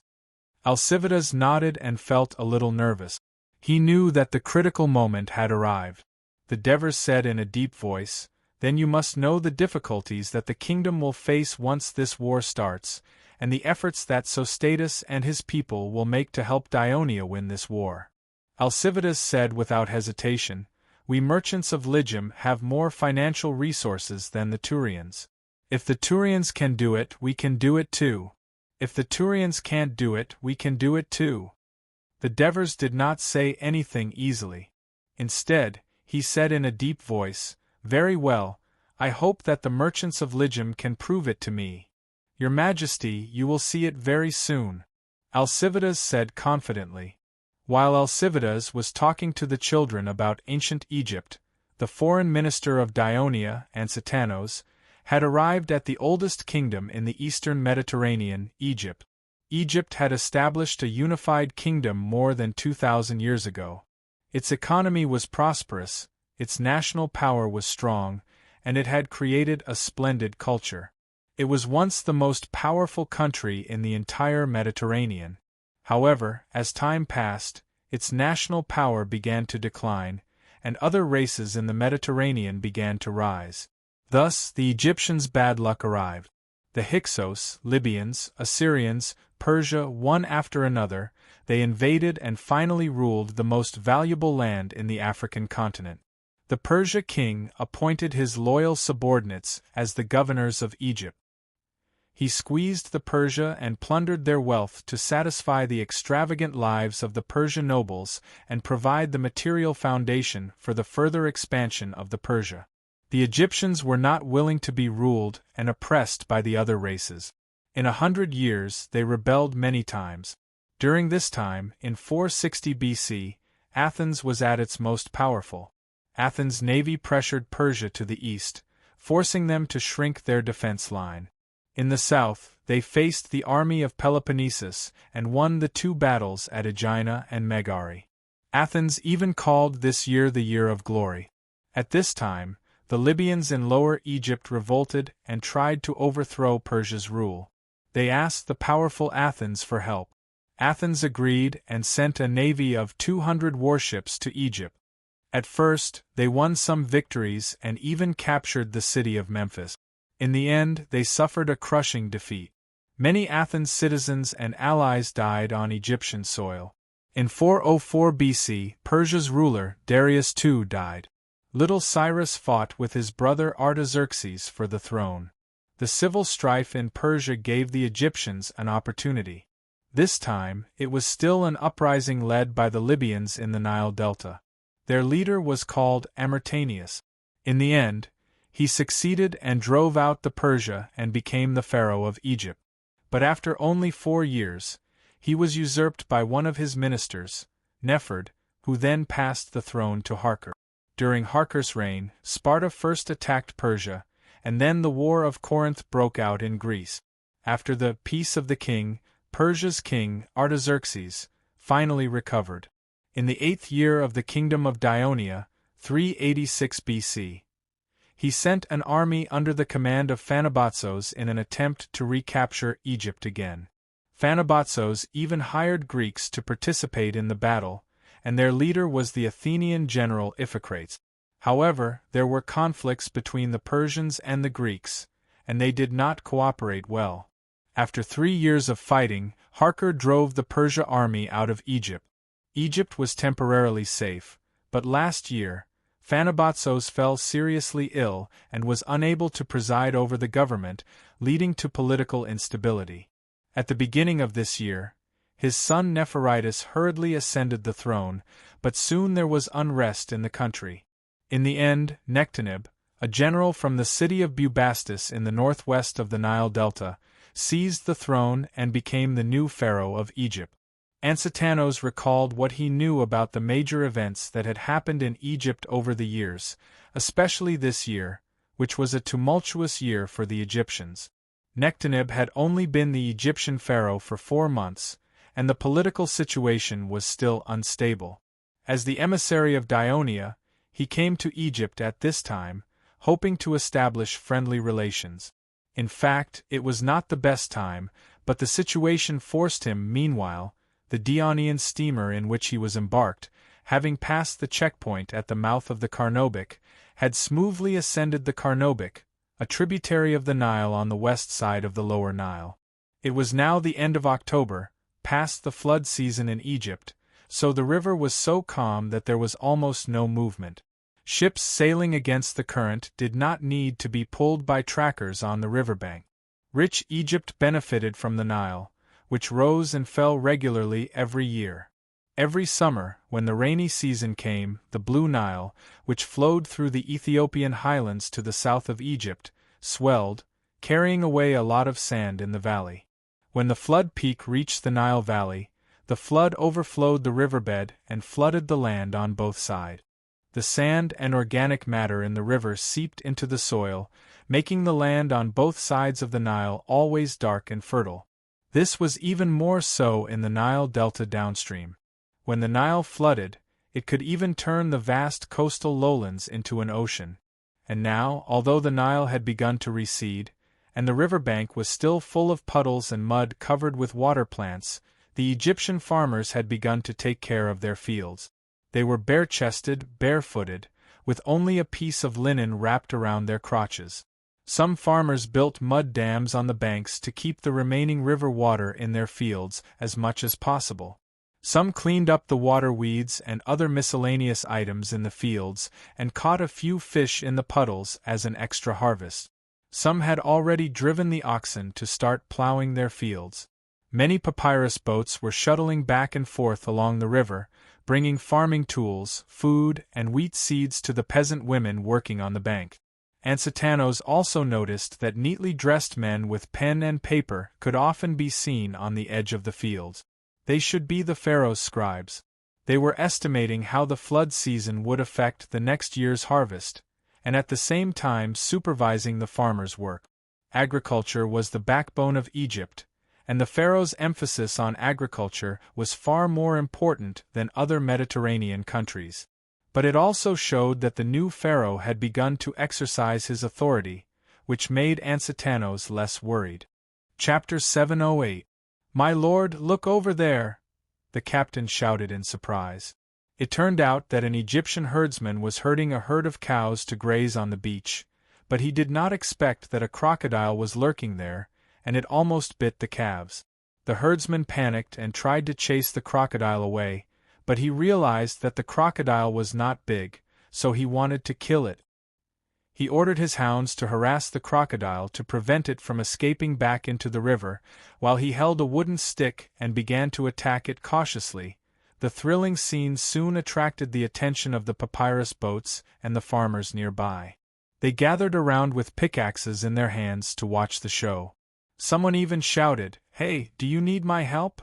But you have to give me some points after you kill the crocodile." It was rare for the farmers to have a moment of leisure in their busy and boring work. At noon, Ansetanos and the others passed by a city, Naucrates. It was an Egyptian town that had a lot to do with the Greek. More than 200 years ago, the Egyptians, with the full support of Greek mercenaries from Ionia and Calia, overthrew the rule of Assyria and gained independence. Pharaoh Psammetichus accepted the Greeks who had made great contributions and built the Daphni castle in the eastern part of the Nile Delta for the Greek soldiers to live in. He also issued an order to open Egypt's trade to the outside world and allow the Greeks to live in Egypt permanently. Therefore, the Mylians built a processing workshop by the Kerobic River. As the Greeks continued to arrive, a Greek town gradually grew around the workshop area, named Naucrates, meaning Queen of the Sea. For a long time, the colonial city had become a common port for all Greek merchants, even under the current rule of Persia. In the past, Alcibiades had also conducted his trade here. Seeing the people in the port area wearing the familiar Greek costumes, Ansetanos felt even more at home. However, his boat did not stop there. Instead, it continued to move forward. Finally, at dusk, the ship passed through the Nile Delta and entered the wider Nile River. The sky was already dark, and the captain was not familiar with the river, so he did not dare to go further. He could only stop by the shore and go to hire trackers. Ansetanos and his subordinates spent the night on the boat. Listening to the splashing sound of the Nile and the weird sounds of animals on the shore or in the river, it was a strange experience for the young people, but for Ansetanos, who was already more than 50 years old, it was quite a torture. In particular, the mosquito bites really made him suffer. He only fell into a deep sleep late at night due to exhaustion. The next day, he forced himself to stay awake and continued to move forward. A few hours later, the ship passed by the ancient town of Giza. When Ansetanos looked to the west bank and saw the outlines of the great pyramids on the plateau of Giza, his spirits rose. At noon, the passenger ship finally entered Memphis, the capital of Egypt. There were more ships shuttling on the Nile River near Memphis, but it was rare to see the delicate papyrus ships. Instead, it was more of a long, narrow wooden ship with a canopy in the middle, with many oarsmen, and the length of the ship ranged from a few meters to tens of meters. Of course, there were occasionally large, tall, and spacious passenger ships. When Ansetanos was on the ship, he was amazed by the tall outer wall of Memphis, which was nearly 15 meters high. From outside the city, there were almost no buildings in the city, except for the towering obelisks and the palace in the center of the city. Because the pharaoh had received a message from the checkpoint at the mouth of the Kerobic River in advance, the Dionia passenger ship was allowed to enter the dock in the inner city. This is a good sign, Ansetanos thought to himself. Ansetanos disembarked at the dock, where a carriage was already waiting. After getting on the carriage, under the driver's control, the carriage sped toward the palace. The inner city was where the prominent Egyptian officials, high priests of various temples, wealthy nobles, and members of the royal family gathered. Therefore, along the way, one could see magnificent temples, luxurious official residences, and mansions next to each other, showing the grandeur and luxury of the ancient capital. The carriage traveled on the wide and straight road. According to Ansetanos's visual estimation, the road was wide enough for a dozen carriages to travel side by side. At the end of the road, an even taller wall lay in front of him. That was where the Egyptian palace was located. When passing through the majestic gate, Ansetanos roughly estimated that the wall was more than 10 meters thick, which showed how concerned the pharaoh was about his own safety. As the carriage continued forward, he could see dozens of towering golden statues standing on both sides of the road, each about 20 meters tall. Although they had the bodies of humans, they had the heads of animals. Ansetanos knew that these statues should be the gods that the Egyptians worship. At the end of these huge statues, a magnificent palace stood towering, making Ansetanos, who got off the carriage and stood in front of the steps, feel small. On the top of the 100 steps, on both sides of the main entrance of the palace, there was a huge white goat statue. They lay on their stomachs, looking down at the guests outside the palace with their eyes wide open, making the center of Egypt less solemn and mysterious, but also more elegant and peaceful. An official led a team of mighty guards, walked down the steps with steady steps, and said, "Messenger from the kingdom of Dionia, the great pharaoh is waiting in the main hall. Please follow me to see him." Ansetanos bowed and opened his hands, letting the guards check if he was carrying any weapons. Ansetanos walked up the steps, passed through the huge pillars, and walked into the main hall. The 4 extremely smooth walls were complemented with glossy plaster, and painted with colorful floral decorations. On the smooth marble floor, there were lively lotus flowers, aquatic plants, birds, and animals, as if he was in the fresh nature. In addition, there were all kinds of strange and exquisite gold and silver utensils in the hall, making the entire main hall look magnificent. Pharaoh Nectaneb sat high on the throne. This general-born pharaoh was tall and strong, with dark skin. He usually liked to wear the red striped Nemes headscarf, which symbolized his identity as a pharaoh, which was simple and elegant. However, he obviously valued this audience very much, so he wore the most orthodox red and white crown, which symbolized the unity of the 2 powers, and a gold-made uras, a type of Egyptian cobra, decorated his forehead. At the same time, he also wore a fake beard, and held a scepter in his right hand. On his left sat the queen, a golden goose tiara clasped lightly on her head, and her outstretched wings pressed down her straight black hair so that it fell on her chest. She was wearing an expensive brooch and a gorgeous dress, looking graceful and luxurious. Ansetanos knew that Egyptian women had a higher social status, especially the queen, and even participated in state affairs. But today was the first time he saw a woman appear in a major state event, and he was slightly surprised. He did not know that it was precisely because the queen was not of royal blood that Pharaoh Nectaneb frequently let her appear in state events to improve her status and stabilize his and his family's rule. There were many ministers and generals standing on both sides of the main hall, and they all looked curiously at Ansetanos, who walked into the main hall. Ansetanos stood calmly in front of the throne and bowed respectfully. As a Greek scholar, he had to study historical materials from all over the world. When he was young, Ansetanos specially bought Egyptian slaves and studied Egyptian writing and language seriously. At this moment, he spoke loudly in standard Egyptian, "Honorable Lord of Upper and Lower Egypt, I bring the friendly greetings of the King of the Devers of the Kingdom of Dionia, and at the same time, I offer generous gifts to express his sincere congratulations. Congratulations on being favored by God Amon and becoming the master of Egypt." As soon as Ansetanos finished speaking, the minister closest to the pharaoh came forward and whispered a few words to the pharaoh. Pharaoh Nectaneb heard that the gifts from Dionia were a large number of spears, swords, shields, armors, and even a few 3-tiered or warships docked at the mouth of the river. He was very satisfied. Egypt now did not lack food, nor did it lack gold, silver, and jewelry. What it lacked was better weapons and soldiers. Therefore, there was also a smile on his face. "Thank you very much for the sincere blessings and generous gifts from the King of the Devers of the West. Although Egypt and Dionia are far apart, I have heard many times about the prestige of the Kingdom of Dionia and the bravery of the King of the Devers. I am very happy to be greeted by a king who also has the noble blood of the gods.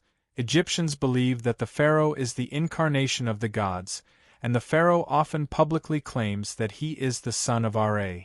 I warmly welcome your visit, messenger of Dionia. Pharaoh Nectaneb stood up, stretched out his left hand, and made a welcoming gesture. What he said was not polite words, but he did have a little understanding of the kingdom of Dionia. Although among the city-states and countries along the Mediterranean coast, the Egyptians were the most closed and conservative. They preferred to work on the land rather than sail ships and trade. Therefore, to this day, many Egyptian officials probably did not know that there was a kingdom of Dionia in the Mediterranean Sea. But Pharaoh Nectaneb was different. Before becoming a pharaoh, he guarded the town of Sais for many years. Sais was not far from Naucratis, so he had heard many magical rumors about the kingdom of Dionia from Greek merchants who came to Naucratis to trade. Dear Pharaoh, Ansitanos continued Nectaneb's words and continued, although Dionia and Egypt are far apart, because of this, there has never been any conflict of interest between the two countries. On the contrary, they can make up for each other's shortcomings. Therefore, the king of the Devers hopes that Dionia can establish a more friendly relationship with the country ruled by the pharaoh.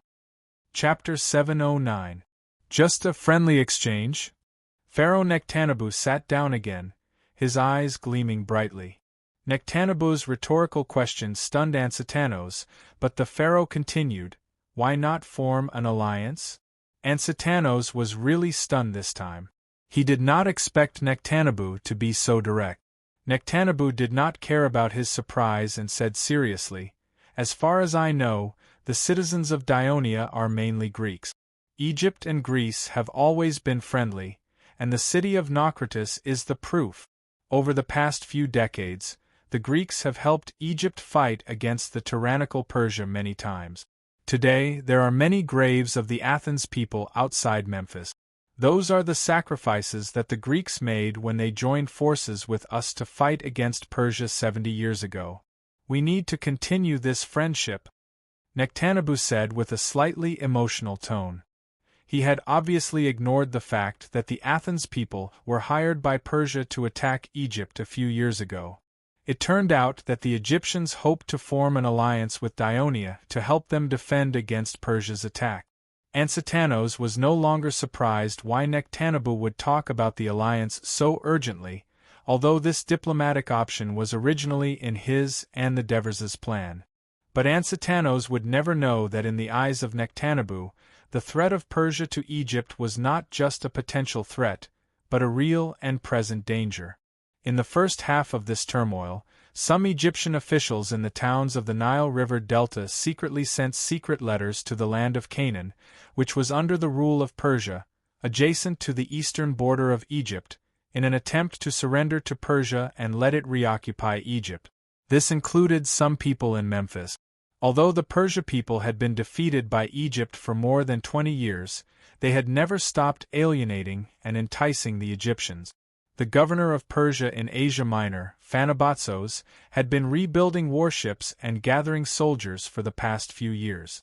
Although the spies reported that this year, the governor of Persia, Phanabazos, had been summoned by the king of Persia and had led his troops to Babylon. But Nectanebus had never forgotten that a few years ago, it was this governor of Persia who had led his army to burn and loot in Egypt. Although he was defeated in the end, he did not suffer much loss and could make a comeback at any time. If it weren't for Nectanebus's slogan of preferential treatment for the monks, Pharaoh Hakal had restricted the monks from owning too much land and farm, which won the support of the Egyptian temple priests. Nectanebus's army would have been unstoppable. Even the army stationed in Memphis surrendered to him, and he quickly stabilized Lower Egypt in just a few months. As for Upper Egypt, which was centered around the Thebes, it was still the world of the priests. After Ansitanos realized what the pharaoh was really worried about, he immediately said solemnly, "Although Persia is far away from our Dionia, it also has its claws in the western Mediterranean, Carthage. This Phoenician state has been continuously sending gold and silver from the Iberian Peninsula to Tyre for decades, thus providing the king of Persia with funds for expansion and invasion, thus becoming extremely rich. As a new kingdom, our Dionia held the principle of living in harmony with our neighboring countries. More than 10 years ago, we signed a friendly agreement with Carthage, but we did not expect it to secretly support the neighboring forces of Dionia and constantly go against Dionia. After its plots were thwarted one after another, the people of Carthage actually tore up the friendly agreement with Dionia and threatened to wage war against Dionia. Therefore, Dionia is willing to form an alliance with Egypt to help each other and defend against the invasion of Persia and its affiliated forces. Pharaoh Nectanebo was surprised because this had just happened, and he had not received the news yet. He knew about Carthage. It was a powerful city-state established by the Phoenicians in the western Mediterranean. Their merchant ships often passed the Sea of Egypt and even traded with the coastal towns of Egypt. The Egyptians had long known that some Carthage ships carried gold and silver, but they had never thought of intercepting them. This was because the Egyptian army was not strong, and the navy was even weaker. In addition to the Egyptians not liking to sail, the lack of dense forests in Egypt was an important reason. Therefore, the Egyptians could only make small papyrus ships. If they wanted to have large wooden warships, they could only buy them from abroad. Therefore, Pharaoh Nectanebo immediately asked with concern, "I heard that Carthage is very powerful and has a powerful navy. If Dionia and Carthage go to war, can you win?" "Dear Pharaoh," Ansatanos said with a smile, "more than 10 years ago, the Greek overlord of the western Mediterranean, Syracuse, defeated Carthage one after another, forcing it to sign a humiliating peace treaty. However, this Syracuse that defeated Carthage suffered a crushing defeat when they attacked Dionia. We defeated Syracuse's powerful navy through a frontal naval battle, and we defeated Syracuse's powerful army through a frontal battle. In the end, Syracuse became an ordinary city-state in Sicily. Now, the land and population of the kingdom of Dionia have increased several times compared to more than 10 years ago. How can Carthage be a match for us? The cunning Carthage only dared to declare war because we, Dionia, have encountered a drought this year and do not have enough food to supply the army." Ansatanos's words were impassioned, and his words also hinted at the predicament that Dionia was currently facing. While Pharaoh Nectanebo was pondering, the minister who spoke to him before suddenly interrupted, "Egypt and Dionia have become allies. If one day the Persia army invades Egypt, will Dionia send an army thousands of miles to Egypt to fight against the Persia?" Ansatanos put on a proud posture and replied, "When Dionia was just established, we once risked destruction to declare war against a powerful enemy because our ally was invaded. In the short history of Dionia's establishment of nearly 20 years, more than half of the wars that took place were because of the invasion of our ally. In order to fulfill the covenant, Dionia had to fight against powerful enemies again and again. Fortunately, we won in the end. If you ask a person from the western Mediterranean, what is the greatest advantage of the kingdom of Dionia, he will definitely tell you, Dionia keeps its promises and never betrays its allies." "I've heard this sentence from the Greek merchants in Naucratis." Pharaoh Nectanebo spoke. When he was a general, he had heard this rumor. It was only after learning that the envoy of Dionia had arrived that he thought of forming an alliance. The Egyptian army was not strong. A few years ago, it was also with the help of more than 2,000 Greek mercenaries that they managed to hold the line of defense. Therefore, he believed that Dionia was the best choice for Egypt to form an alliance with a country that was stronger, more trustworthy, and far away from Egypt. Ansatanos did not expect that the thing that the king of Devers had been insisting and promoting would blossom in the distant Egypt. But he was happy about it. Pharaoh Nectanebo put his scepter on the ground and said loudly, "In return for the generous gift from the king of Devers, I will return it with 100 ships of wheat, and after Egypt and Dionia form an alliance, Egypt will continue to provide Dionia with free grain to solve the food shortage of the people of Dionia." Ansatanos, who had always been restrained, could not control the joy on his face at this time. For the pharaohs and ministers present, they did not feel that it was a big loss. Egypt had a lot of grain. With the blessing of the Nile River, Egypt had a bumper harvest. The vast number of Egyptian farmers had to hand over most of their harvest. The granaries and temples of various towns were filled with grain that had been collected, and some had even become moldy from being piled up for too long. After finalizing the alliance, Pharaoh Nectaneb also warmly invited Ansatanos to have lunch in the palace garden. After arriving at the garden, Ansatanos's eyes widened. In front of him was a huge artificial lake. The surface of the lake was covered with mist, lotus leaves and blooming lotus flowers. Beside the lake was a lush garden where all kinds of exotic flowers and plants, as well as rare animals, could be seen everywhere. Pharaoh Nectaneb and Ansatanos had a meal on a huge wooden boat in the lake.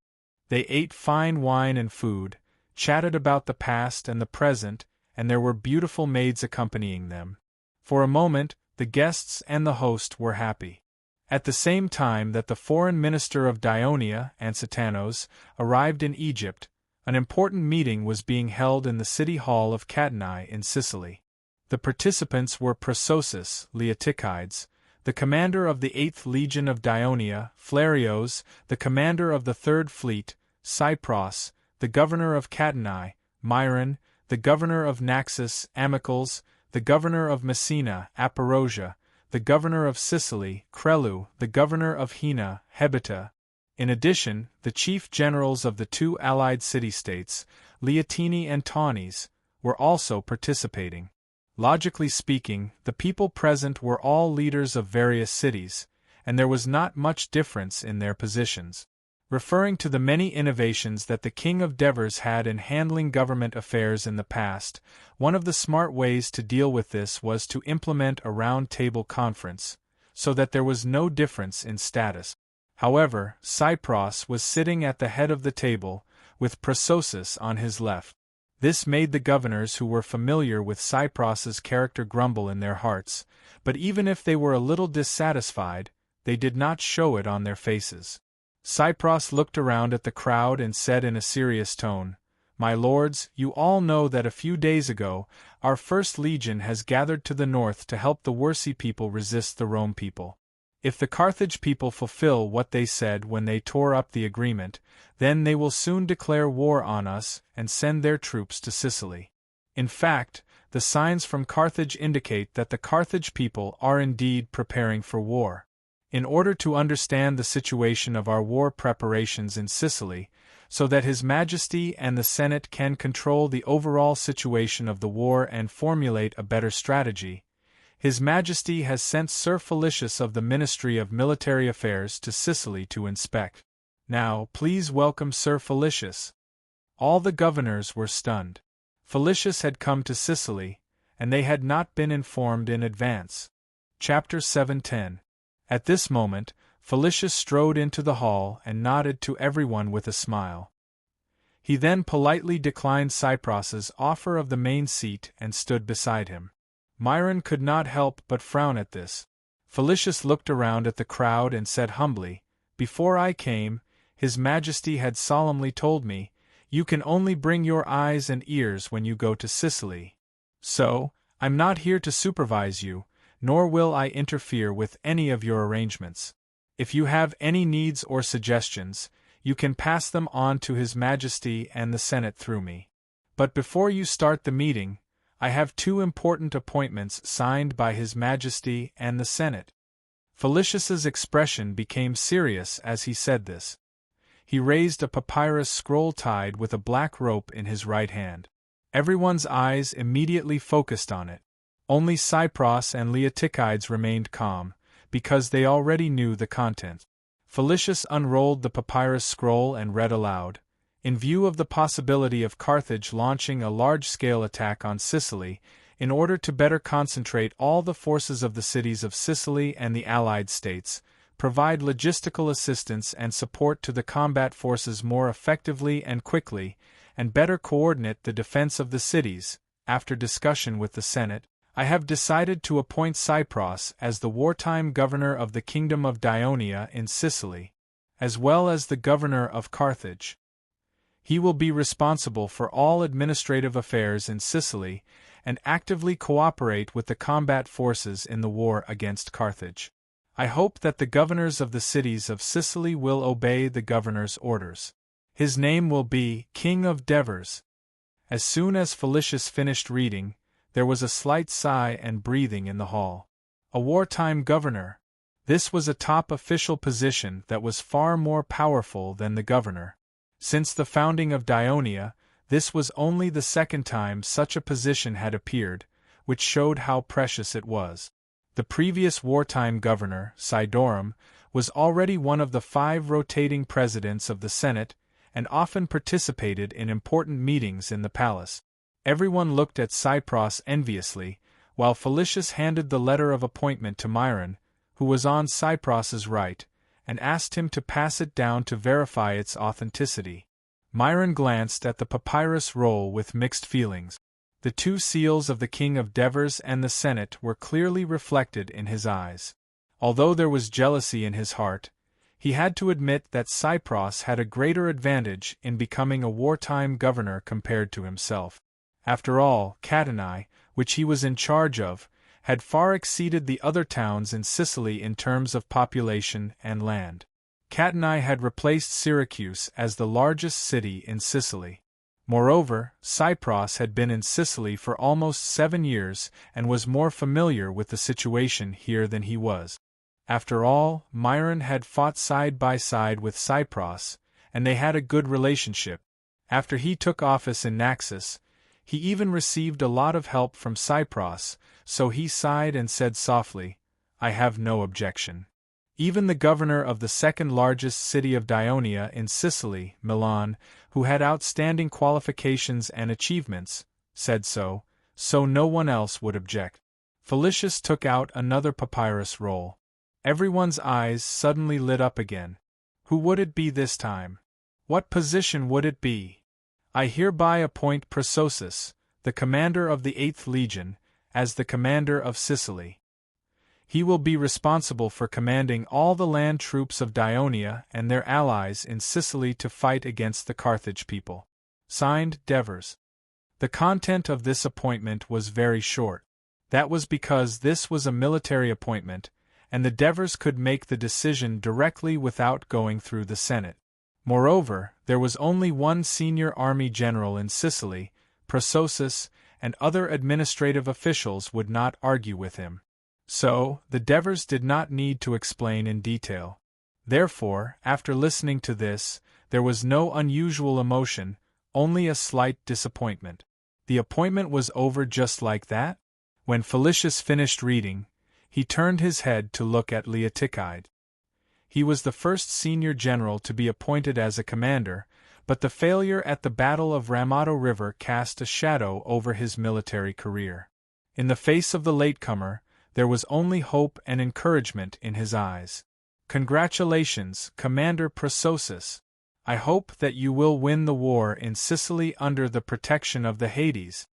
Prososus nodded to express his gratitude and took the letter of appointment.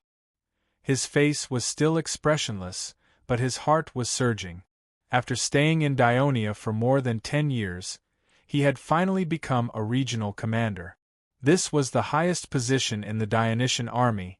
The commander-in-chief and the commander-in-chief could only be held by the King of Devers, and he could command tens of thousands of soldiers in battle. He was no less than a king of Sparta. Thank you, Your Majesty and the Senate for your trust in me. Now, with Carthage tearing up the friendly agreement, Sicily is not only the territory of Dionia, but also the other Greek city-states will suffer a great crisis. I hope that I can get the full help of all of you and your friendly city-states to assist Commander Prososus in thwarting the ambition of the Carthage to encroach on Sicily. The newly appointed wartime governor, Cypros, made his announcement with great emotion. Next, I would like to invite Commander Prososus to analyze the military situation before the war. Leotychides immediately stood up and walked to the large map of Sicily that had long been hung on the wall. He picked up a slender wooden stick by the wall and said, "Everyone, according to the analysis of the Ministry of Military Affairs, according to the current national strength of Carthage, it can send at least 100,000 troops. If we include the troops in the hands of Governor Margot in the Iberian Peninsula, it can send at least 150,000 troops to Sicily. 150,000 troops? Everyone present, including Myron, could not help but be stunned. Of course, although the Carthage army has a large number of troops, the combat effectiveness of their soldiers is far inferior to our legions. I am afraid that more than half of their soldiers are Namibians, Mauritanians, Iberians, and mercenaries from other places. Leotychides continued, I think that it is impossible for Carthage to send so many troops at once. At most, it will not exceed 100,000 troops. This number was the conclusion that Leotychides came up with based on the previous two wars between Carthage and Dionysius Syracuse. He pointed at the western end of Sicily on the map with a wooden stick. The Carthage army is likely to land in Lille or Eric. They have two routes of attack. One is along the northern coastline of Sicily, marching to Messina. There are not many Greek city-states along this route, and none of them are strong. However, the northern mountains and forests are dense, and the coastline is narrow, making it impossible for Carthage to deploy their forces. Back then, when Dionysius had a great military advantage, it took him a long time to attack Carthage along the northern coastline. Therefore, I think that the northern coastline will not be the main direction of attack for Carthage. The other route of attack is along the southern coastline of Sicily. The terrain here is relatively flat, and it can accommodate the spread of the army. In the past, this has been the main route of attack for Carthage and Syracuse. I think this time will not be an exception, Leotychides said with certainty. He pointed at the map with the wooden stick in his hand. Minoa, Agrigento, Gela, Camalina. Although there are many Greek city-states along the southern coastline, and they are relatively strong, I don't think they can withstand the attack of Syracuse's army for a long time, and I don't plan to send reinforcements to these city-states. As soon as this was said, there were whispers in the hall. The chief administrator of Messina, Amicles, raised an objection. Although these Greek city-states have not formed an alliance with Dionia on the surface, they have always maintained friendly relations with our kingdom, and trade is frequent. They have also actively cooperated with some of our operations in Sicily, such as targeting the Sicir people and isolating Syracuse. Therefore, they can be considered as a de facto alliance. Once the war breaks out, they will definitely seek help from Dionia. According to the tradition of the kingdom, how can we just sit back and do nothing? Amicle's words echoed the thoughts of the chief administrators. After all, they had a good relationship with the higher-ups of the Greek city-states during their time in office. Leotychides was unmoved. He said coldly, since there is no alliance agreement, there is no violation of it. We don't have a lot of troops in Sicily. There are only about 20,000 soldiers in the 8th Legion, including the reserve soldiers. If we carry out an emergency mobilization, the number of soldiers can be increased to about 50,000.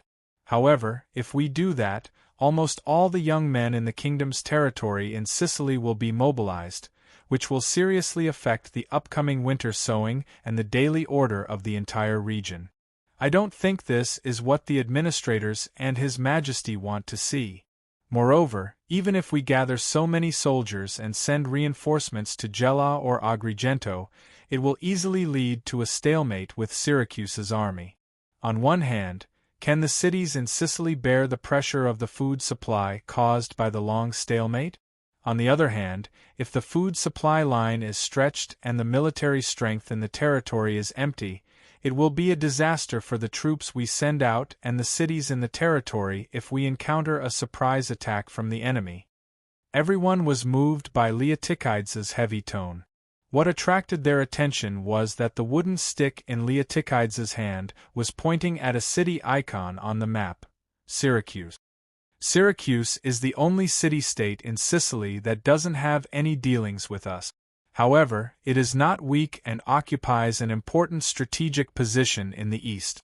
A few days ago, it did not respond to the messenger we sent to request an alliance.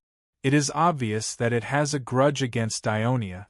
According to the information we received, Carthage's men have been seen in the Syracuse port area. This has aroused our vigilance.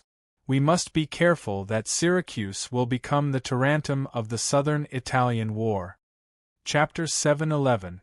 Everyone's heart skipped a beat. Syracuse is indeed worthy of our vigilance, Cypros said solemnly. Everyone else's expression also changed. Carthage was already too much for them to handle, and now Syracuse, who was not weak at all. The agreement with Sparta and Carthage allowed Syracuse to survive the defeat of the southern Italian war, but now it had become a fishbone stuck in the throat of the kingdom of Ionia in Sicily. As long as Syracuse dares to declare war on us, then we will destroy it, Creus said with hatred. But we have to wait until we defeat Carthage's army. Leotychides said in a low voice, with our current forces in Sicily, we can't fight against two enemies at the same time. Myron stared at the map and asked thoughtfully, General Prososus, it seems that you have already regarded Syracuse as an enemy. If we have to face the allied forces of Carthage and Syracuse in the future, what is your plan? Carthage and Syracuse were archenemies. Would they form an alliance? Some people were shocked. Leotychides did not pay attention to the people's expressions, but focused on the map as well. He then said his idea. My plan is to gather most of the soldiers to camp near Lake Galermo, north of Leontini, south of Catania Plain, and to Leotychides pointed his wooden stick at a small village on the southwest edge of Catania Plain and continued, the area to the south of Catania Plain is mostly mountains 400 to 500 meters above sea level. The trees are lush, so it is not easy for a large army to pass through. The only way is to march diagonally south from Paragonia to Gela. I have decided to transform Paragonia into a strong defensive camp and station enough soldiers there to prevent Carthage's army from breaking into Catania Plain. General Prososus, if Syracuse and Carthage form an alliance, Carthage's army might pass through Syracuse and attack Taunus from the coastline, then attack Catanae. Tyrias, the chief general of Taunus, interrupted worriedly. That's very likely. Leotychides nodded and said, That's why I've set up camp to the north of Leontini, less than 40 miles from Taunus and Paragoria. Once we find the enemy, our reinforcements will arrive in a few hours. At the same time, if Carthage's men want to cross the mountain ridge and launch a sneak attack on Leontini, I can also reinforce them nearby. Leotychides's words put Leontini and Taunus's generals at ease. However, Myron was not satisfied. He reminded loudly, relying on defense alone won't be able to repel Carthage's army. There might be a big problem in the end. Myron had learned his lesson. During the Second Crotone War, he wanted to rely on Cremissa to stop Dionia's army, but he did not expect the Devers to bypass Cremissa and seize Asprustum, then attack Ciudad Crotone. Lord Myron, don't forget about the cycles. Leotychides took a wooden stick and drew a circle in the center of the map of Sicily. He said unhurriedly, the cycles live in this mountainous area. They're experts in harassment and sneak attack. More than 10 years ago, when Dionysius led his army to attack the northern coast of Sicily, the cycles were in charge of harassing the rear of Carthage's army, causing a lot of trouble for Carthage's army. Now that the cycles are under our control, we can organize thousands or even tens of thousands of cycles warriors, divide them into several teams, and ambush the Carthage's army in the mountains not far from the coastline. We can also attack their logistics. The further east Carthage's army attacks, the longer their battle line will be. The entire rear will be under attack by the cycles. As long as we can hold on to Palagoria, Leontini, and Taunus for a long time, the Carthage's army will not be able to take them down, and the rear will be constantly attacked. That will be an opportunity for us. When that time comes, it will be the best time for my troops to attack. The confidence on Leotychides' face diluted the worry of the chief executive. However, Myron still persisted in asking, what if the Carthage's army doesn't travel by land but by sea, and directly disembark at the port of Syracuse? Obviously, in this regard, Leotychides also thought about it in advance, he said meaningfully. This question should be answered by the Marine. The commander of Dionia's Third Fleet, Flarios, who was in the meeting room, immediately declared, "My lords, please rest assured. As long as the Carthage's army dares to disembark at the port of Syracuse or any other coast of Sicily, our fleet will send all their soldiers into the sea to feed the fishes. In addition, according to His Majesty's orders, when the First Legion heads to Wolsey, the First Fleet led by Sir Cecilian will be ready to head south to rendezvous with our Third Fleet. In a few days they will arrive at Catani. At that time we will have more than 500 warships of various sizes. We can even force the Carthage's fleet to not dare to cruise along the south coast of Sicily. Since our navy is so powerful, why don't we directly stop the Carthage's army from disembarking in Sicily?" Aparosia, the chief executive of Sicily, asked expectantly. Aparosia used to be the patriarch of a large clan in the city of Uti in the Messapi region. When the Dionia army was preparing to attack Uti, he was the first to lead the people to surrender. Thus, he was valued by the Devers and eventually entered the Senate. As Uti was not a coastal city, he was not very familiar with naval warfare. First of all, we don't know when Carthage's army will land in Sicily. It will take at least 6 or 7 hours to sail from Catani to the western end of Sicily. By the time our fleet arrives, the landing of Carthage's army may already be over, Flarios explained patiently. In addition, Carthage's navy is also very powerful.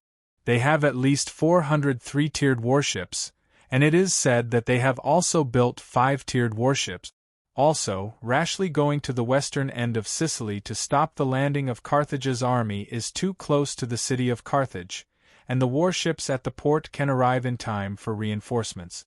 By then, our fleet will be surrounded. Flarios' words made Aparosia touch his mouth a little awkwardly, and also made several other governors who had the same idea give up. At this time, Cypros interjected, "I think we should not make our relationship so stiff with these friendly city-states on the south coast. When they come to ask for help, sincerely tell them of the difficulties we are facing and sincerely apologize to them. Also, you may allow them to evacuate their people into our territory when the Carthaginian army presses on their borders. When their towns are surrounded by Carthage's army and can't resist, we can also send fleets to rescue the people there." Felicia's eyes lit up. "That's a good idea, we can do that. With a way out, I believe these Greek city-states will not easily surrender to Carthage's people, and it will also buy us more time." Leotychides did not say anything, obviously acquiescing. Amicles protested loudly. "You only have your eyes on the south coast, and Carthage's people are likely to attack from the north coast. Don't forget the lesson of the destruction of the old city of Messina. Now there are only a few people in Messina, and they can't stop the attack of Carthage's people. Of course I won't forget the north coast." Leotychides glanced at him proudly and pointed at the map with a wooden stick. "Remember the small city that Syracuse destroyed on the Myli Peninsula when Ligyum helped the exiles of Catani and Naxos build? I have decided to use the abandoned stones and wood there to rebuild a small fortress, garrisoned with a few thousand soldiers. Once Carthage sends troops to attack the north coast, this fortress will take advantage of the narrow terrain to stop Carthage's army for at least 6 or 7 days, and reinforcements will arrive by then." At this point, he looked at Felicius. "If the military forces in Sicily are tight, I hope that the Ministry of Military Affairs can send the 7th Legion to Messina. The 7th Legion is stationed near Lochgarry." "I think that's not a problem at all," Felicius immediately promised. "His Majesty has already discussed with the Ministry of Military Affairs. as long as the situation requires it, not only the 7th Legion, but also the Legio VI and the 5th Legion may be sent to Sicily urgently. What about the unified command of these legions? Leotychides immediately asked. When the army reaches Sicily, of course they will be under your command, Felicius answered without hesitation, obviously having obtained the consent of the Devers in advance. Leotychides was satisfied. He looked at Vlahos again. I think the navy will definitely not allow Carthage's fleet to bypass the Myli Peninsula and land near Messina. Of course, the southern and northern coastlines of Sicily near the east will be under the protection of our warships. They will definitely be safe, Vlahos said firmly. Then I can rest assured. Armicles breathed a sigh of relief.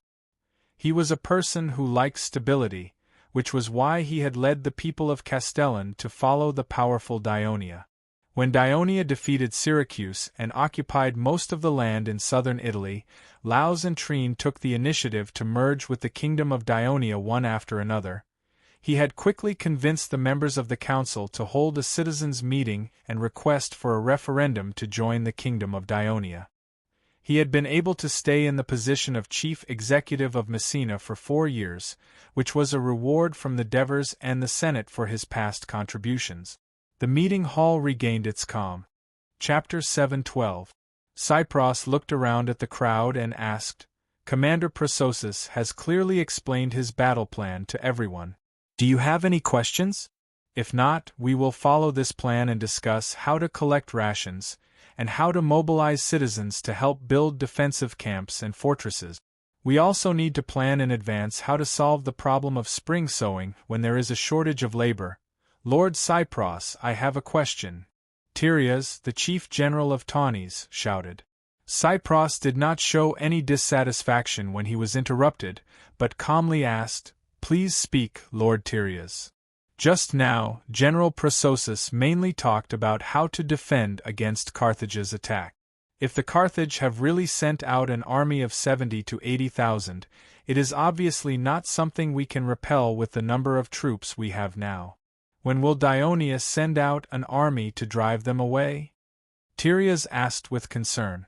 Leotychides glanced at him and said calmly, As long as we hold on long enough, even without sending more troops, we can still repel the enemy. Hold on long enough? How long? Tyrias shouted with some dissatisfaction.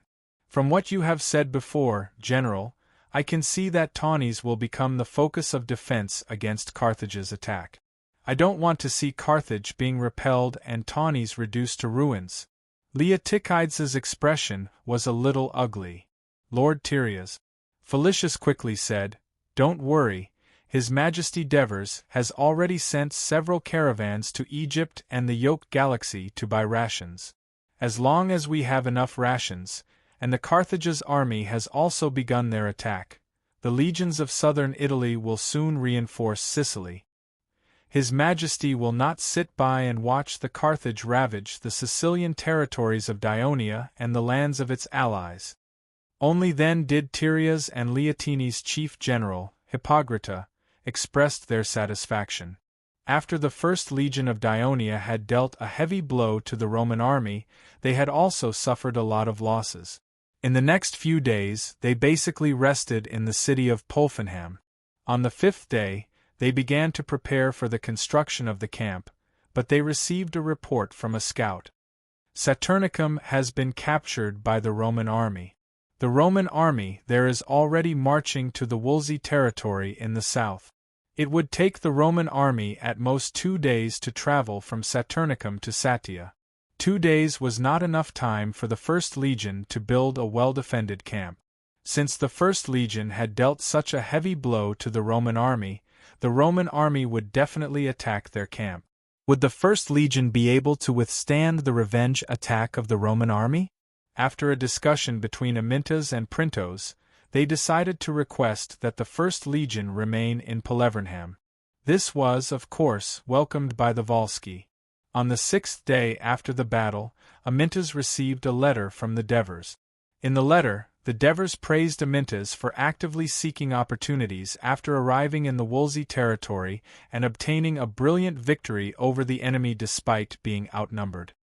He had made a name for the Dionysian army in the Latin region, which would be beneficial for the Dionysian army's further operations in central Italy in the future. At the end of the letter, the Devers tactfully reminded him, "I heard that the battle this time caused a lot of casualties to the First Legion. I hope the injured soldiers can receive good treatment and recovery. In view of the damage suffered by the First Legion, I suggest that we do not carry out any new military operations in the short term. Let the soldiers rest. We are fulfilling the covenant and helping the Volsci to defend against the Roman army, not to protect our home, so there is no need for us to do our best." In the end, the Devers also said with concern, "From this battle we can see that the Roman army is very strong. So, I have sent someone to inform Lazzaro, the commander of the Legio 3 legions stationed in the Campania alliance. You can strengthen your contact with Lazzaro. If the First Legion encounters any difficulties in the future, you can ask the Legio 3 for help. But remember, the Legio 3 legion can only fight for a short period of time. They cannot stay in Wolsey with the First Legion for a long time because the Campania alliance still needs them." After reading the letter, Amyntas was silent. In his opinion, the Devers' last words in the letter were criticism of him. Besides, the Devers hinted that the First Legion should be passive in the upcoming battle, which was a little hard for him to accept. So, when Printos came in, he did not want to show the letter to Printos, but the beginning of the letter clearly stated that it was for Legion Commander Amyntas and Printos to read. So, he silently handed the letter to Printos. After Printos read the letter, he understood why Amyntas was unhappy. In the past few days, he had seen how the Volsci flattered Amyntas. So, when Amyntas agreed to the Volsci's request, he said, "When Satia is in danger, he will lead the First Legion and other Volsci troops out of the city to rescue him." In this regard, Printos was firmly against it. After the Roman army joined forces, they would have more than 40,000 troops. Even if they attacked the city with all their might, they would still have enough troops to stop the rescue troop. At the same time, the Satia people who escaped from the city would most likely be chased by the Roman army and disrupt the formation of the rescue troop. But Amyntas did not listen to his advice. At this moment, he repeatedly read the letter. While he secretly applauded His Majesty's wise decision, he also had an idea in his mind. He tentatively asked, "Legion Commander, is His Majesty afraid that the First Legion will suffer heavy losses and asked us not to fight the Roman army head-on? His Majesty is far away in Turiae, so he does not know the situation here." Amyntas said with a straight face, "If we let the Roman army attack Satia with all their might and do nothing to rescue them, once Satia falls, Palavenum will be the next target to be attacked. The Roman army can completely surround Palavenum and not attack it. They can divide their forces to attack Cels and Tricina, which are empty. At that time, we will really be trapped in this land." Printos smiled and said, "Legion Commander, you do not understand what His Majesty said. He does not want us to fight them head-on because he has given us a way to repel the Roman army." Amyntas was stunned. He grabbed the letter and carefully read it again, but he still did not understand the main point. So he said impatiently, "Stop beating around the bush. What is the way to repel the Roman army?" Printos stopped smiling and said seriously, "Legion Commander, you see, Rome's army now has more than 40,000 soldiers, and all of them are in front of Satia. It is impossible for them to have enough troops to defend the land that they have just occupied. And His Majesty has asked Legio 3 to fight with us. Legio 3 is now stationed in the Campania area, not far from here. And we also have the Third Fleet under the command of Middleades to control this sea area, so we can raid the Roman army's rear, just like when His Majesty besieged Dionysius, but sent him to lead the First Legion to raid Sicily." Amyntas suddenly stood up and interrupted Printos in excitement. Yes, Legion Commander. Printos glanced at Amyntas' expression and knew that he had accepted the proposal. So he reminded him instead, Legion Commander, in order to prevent the Roman army here from returning, you should lead the coalition army out of the city from time to time and pretend to be reinforcements. This way, the Roman army will not dare to split up. Amyntas put his hands on his hips, thought for a moment, and said, Your suggestion is very good. But we must immediately send a messenger to inform Lazaru in Campania. Let this kid be ready at all times. Another Roman army led by Quintus and Licinius came to the Roman camp. After meeting up with Camillus and Frius' army, the number of soldiers reached nearly 45,000. When they learned that Dionia's participation in the war had caused the army to suffer a defeat, the two new Roman governors were taken aback. However, the previous consecutive victories, coupled with the news from the Senate that their ally, Carthage, would increase their support for them and would soon launch an attack on Dionia in Sicily, not only were they not afraid, but their fighting spirit was also aroused. Quintus was an aristocrat. His full name was Quintus Claudius Crassus Sabinus. He came from the Claudius family, which was one of the most noble families in Rome. As early as the founding of Rome, under the leadership of the Patriarch, Aetius Claudius, the entire family moved to Rome. The males of this family had always been unfriendly to the commoners. Most of them were arrogant, tough, uncompromising, strong-willed, and had a strong sense of responsibility. Quintus was no exception. The other Roman governor, Licinius, was also not a simple person. His full name was Publius Licinius Calvius. Although he was born into a wealthy commoner, he was the first commoner to become a Roman governor in the course of the struggle between the commoners and the nobles in Rome over the past decade. He had become a role model for the commoners of Rome. This year was his third time serving as a Roman governor. He would never allow himself to retreat in front of a strong enemy and damage his reputation. In order to cut off the connection between Satia and Palevernham and better attack the city, the two Roman governors suggested that the camp be rebuilt between the two Volsci towns. This was agreed by Camillus. Please remember the original domain name of this book. Literature Library Mobile Version Website. Chapter 713.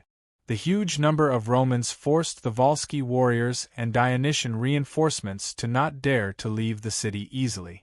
They could only send a small number of light infantry to harass the Roman army. Obviously, this had little effect on the Roman army.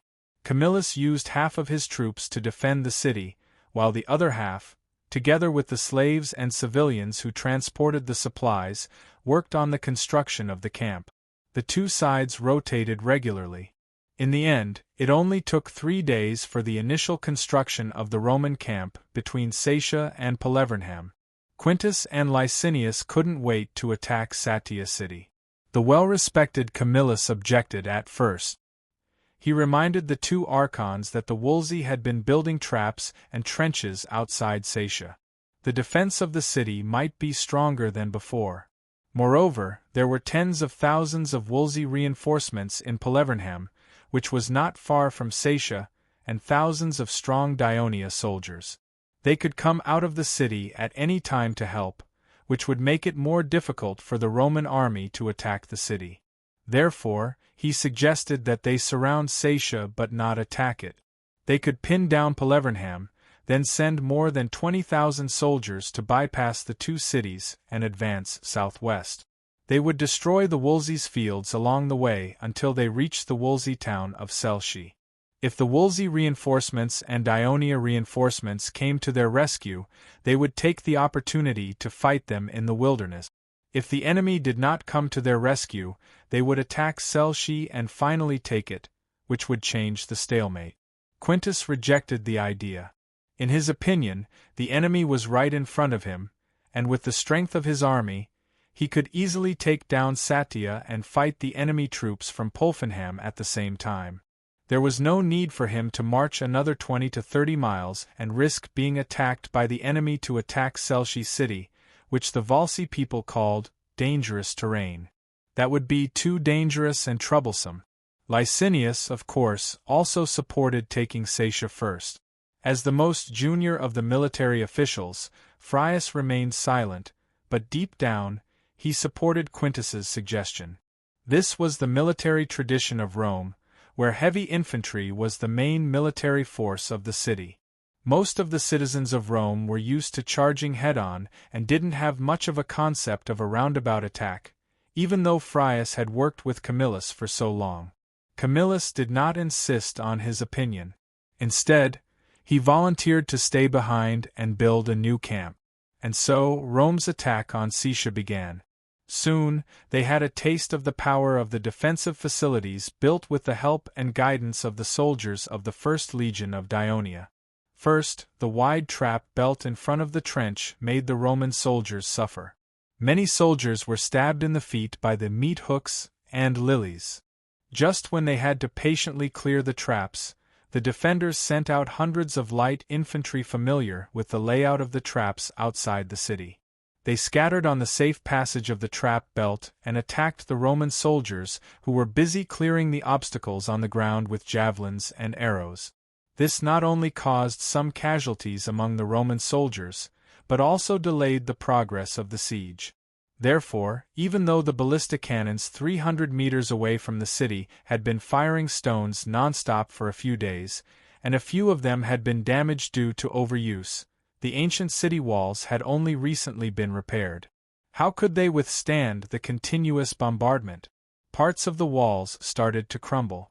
This was a great opportunity to attack the city, but the Roman soldiers were blocked by the traps outside the city and couldn't reach the bottom of the city.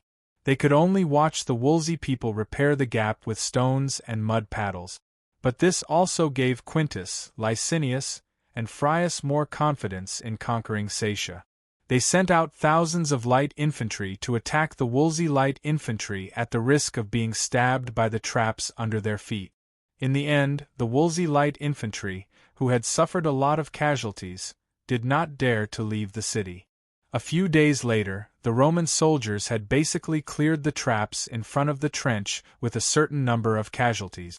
Quintus and Licinius left nearly 15,000 men in the camp, led by Camillus and Frius, to guard against Polevernham's rescue, while they led nearly 30,000 soldiers to attack Satia. Satia's wide and deep trench and the densely packed stables under the city walls became the biggest obstacle for the Roman attack, but they were also the Wolsey people's greatest help in killing the Roman soldiers. They desperately rained javelins, arrows, stones, and boiling oil down. The Roman soldiers suffered a lot of casualties. After a hard battle for half a day, the Roman soldiers finally used their siege vehicles to break through the gap in the wall that had been repaired. The soldiers poured into the city through the gap, and they were shocked to find that in front of them was a slightly shorter wall made of mud. The top of the wall was filled with Wolsey soldiers. The Roman soldiers realized that they had been tricked, but their comrades who did not know what was going on kept pouring in. Soon, the narrow and long tunnel was filled with people. Wolsey took the high ground and launched long-range attacks from all directions. Every stone and javelin could kill the Romans. The large number of oil cans ignited the flames, and the Roman soldiers felt like they had fallen into hell. After paying the price of more than 2,000 casualties, the Roman army still failed to attack the city. Quintus and Licinius returned to the camp with a gloomy face. Camillus did not say anything. He just gathered the doctors and soldiers in the camp to treat the wounded. On the other hand, the Wolsey people in the city were greatly encouraged by this victory, and they were even more determined to defend the city. After 2 days of rest, Quintus and Licinius did not listen to Camillus and insisted on attacking the city again. Due to Frius' support, Camillus could only agree. This time, Camillus alone led nearly 10,000 soldiers to guard the camp, including some wounded soldiers. The 3 military officials, Quintus, Licinius, and Frius, led more than 30,000 Roman soldiers. They mainly attacked the city from the east, west, and south. The battle was very fierce. In the afternoon, the Roman soldiers attacked the top of the city wall one after another.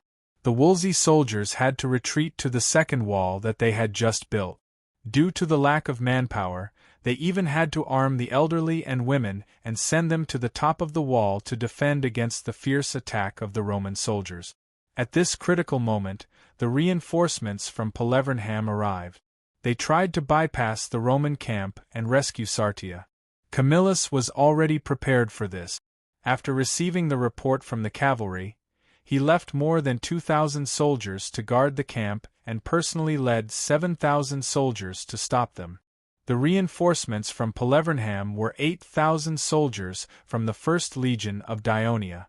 Even though the strength of the reinforcements was similar to the previous time, the attack of this mixed army was not as fierce as the previous time. When Camillus noticed this, he felt uneasy. Sure enough, it did not take long for the cavalry's report to confirm his worries. Thousands of Wolsey soldiers were rapidly approaching Sartia from the north. There were no Wolsey forces in the north. When Camillus heard the news, he was extremely uneasy and confused. In fact, when Polevernham received the news that the Roman army had once again launched a large-scale attack on Sartia, Printos concluded that this time, Sartia would not be able to withstand the attack of the prepared Roman army. So he made his suggestion, and the Wolsey reinforcements heeded his bold suggestion.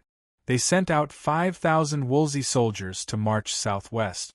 When they reached the swamp area near the coast, they turned north. Using their familiarity with the terrain, they stuck close to the edge of the swamp area and avoided the detection of the Roman cavalry. After making a big detour, they appeared in the north of Sartia. At this time, the siege was at its climax. The newly built mud wall withstood the fierce fighting between the two sides and collapsed in many places. Women, old and young Sartians, as long as they could pick up a spear, were sent to seal the gap. Quintus also sent all his troops forward, hoping to break through Sartia in one fell swoop. When both sides were fighting with all their might, Wolsey reinforcements appeared. They were 5,000 of their strongest soldiers. In order to save Sartia, Polevernham had done his best. When Quintus, Licinius, and Frius received the shocking news, it was as if they had suffered a heavy blow. They could not help but curse, "Damn the cavalry! Why didn't they find out until the Wolsey reinforcements were in front of them?" Of course, Quintus also cursed a few times. Why didn't Camillus stop the reinforcements? Of course, this accusation was ridiculous. The other two thought that Quintus said it unintentionally out of anxiety. After all, they had received news that Camillus was leading the army to resist the Polevernham reinforcements from the south. The Wolsey reinforcements from the north were fast approaching, and the Roman army was fully engaged in the siege. It was difficult to divert troops to stop them. As for the more than 2,000 soldiers in the camp, they did not dare to remove them. Otherwise, if the Volsci ambushed the camp and lost the mountains of rations and armaments in the camp, it would be difficult to maintain this massive army of more than 40,000 soldiers. Why don't we let the soldiers use the outer walls of Sartia to stop the Wolsey reinforcements, while we focus on taking the inner city? Frius suggested. Licinius looked at Quintus and voiced his opinion worriedly. The resistance of the Wolsci in the city is very tenacious. We've already done our best. Even if we take down the entire city, the exhausted soldiers won't have the strength to fight against 4,000 or 5,000 enemies who have just joined the battle. Let's retreat, Quintus said. Quintus said straightforwardly, Sartia's defensive facilities are basically destroyed. It will not be able to stop us in a short time, and there are not many Wolsey soldiers left in the city. These thousands of Wolsey reinforcements came just in time. They will become our captives tomorrow. Frius, your suggestion is very good. Let the soldiers near the outer walls stop the enemy reinforcements and buy time for the rest of the army to retreat. Please remember the original domain name of this book, mobile version.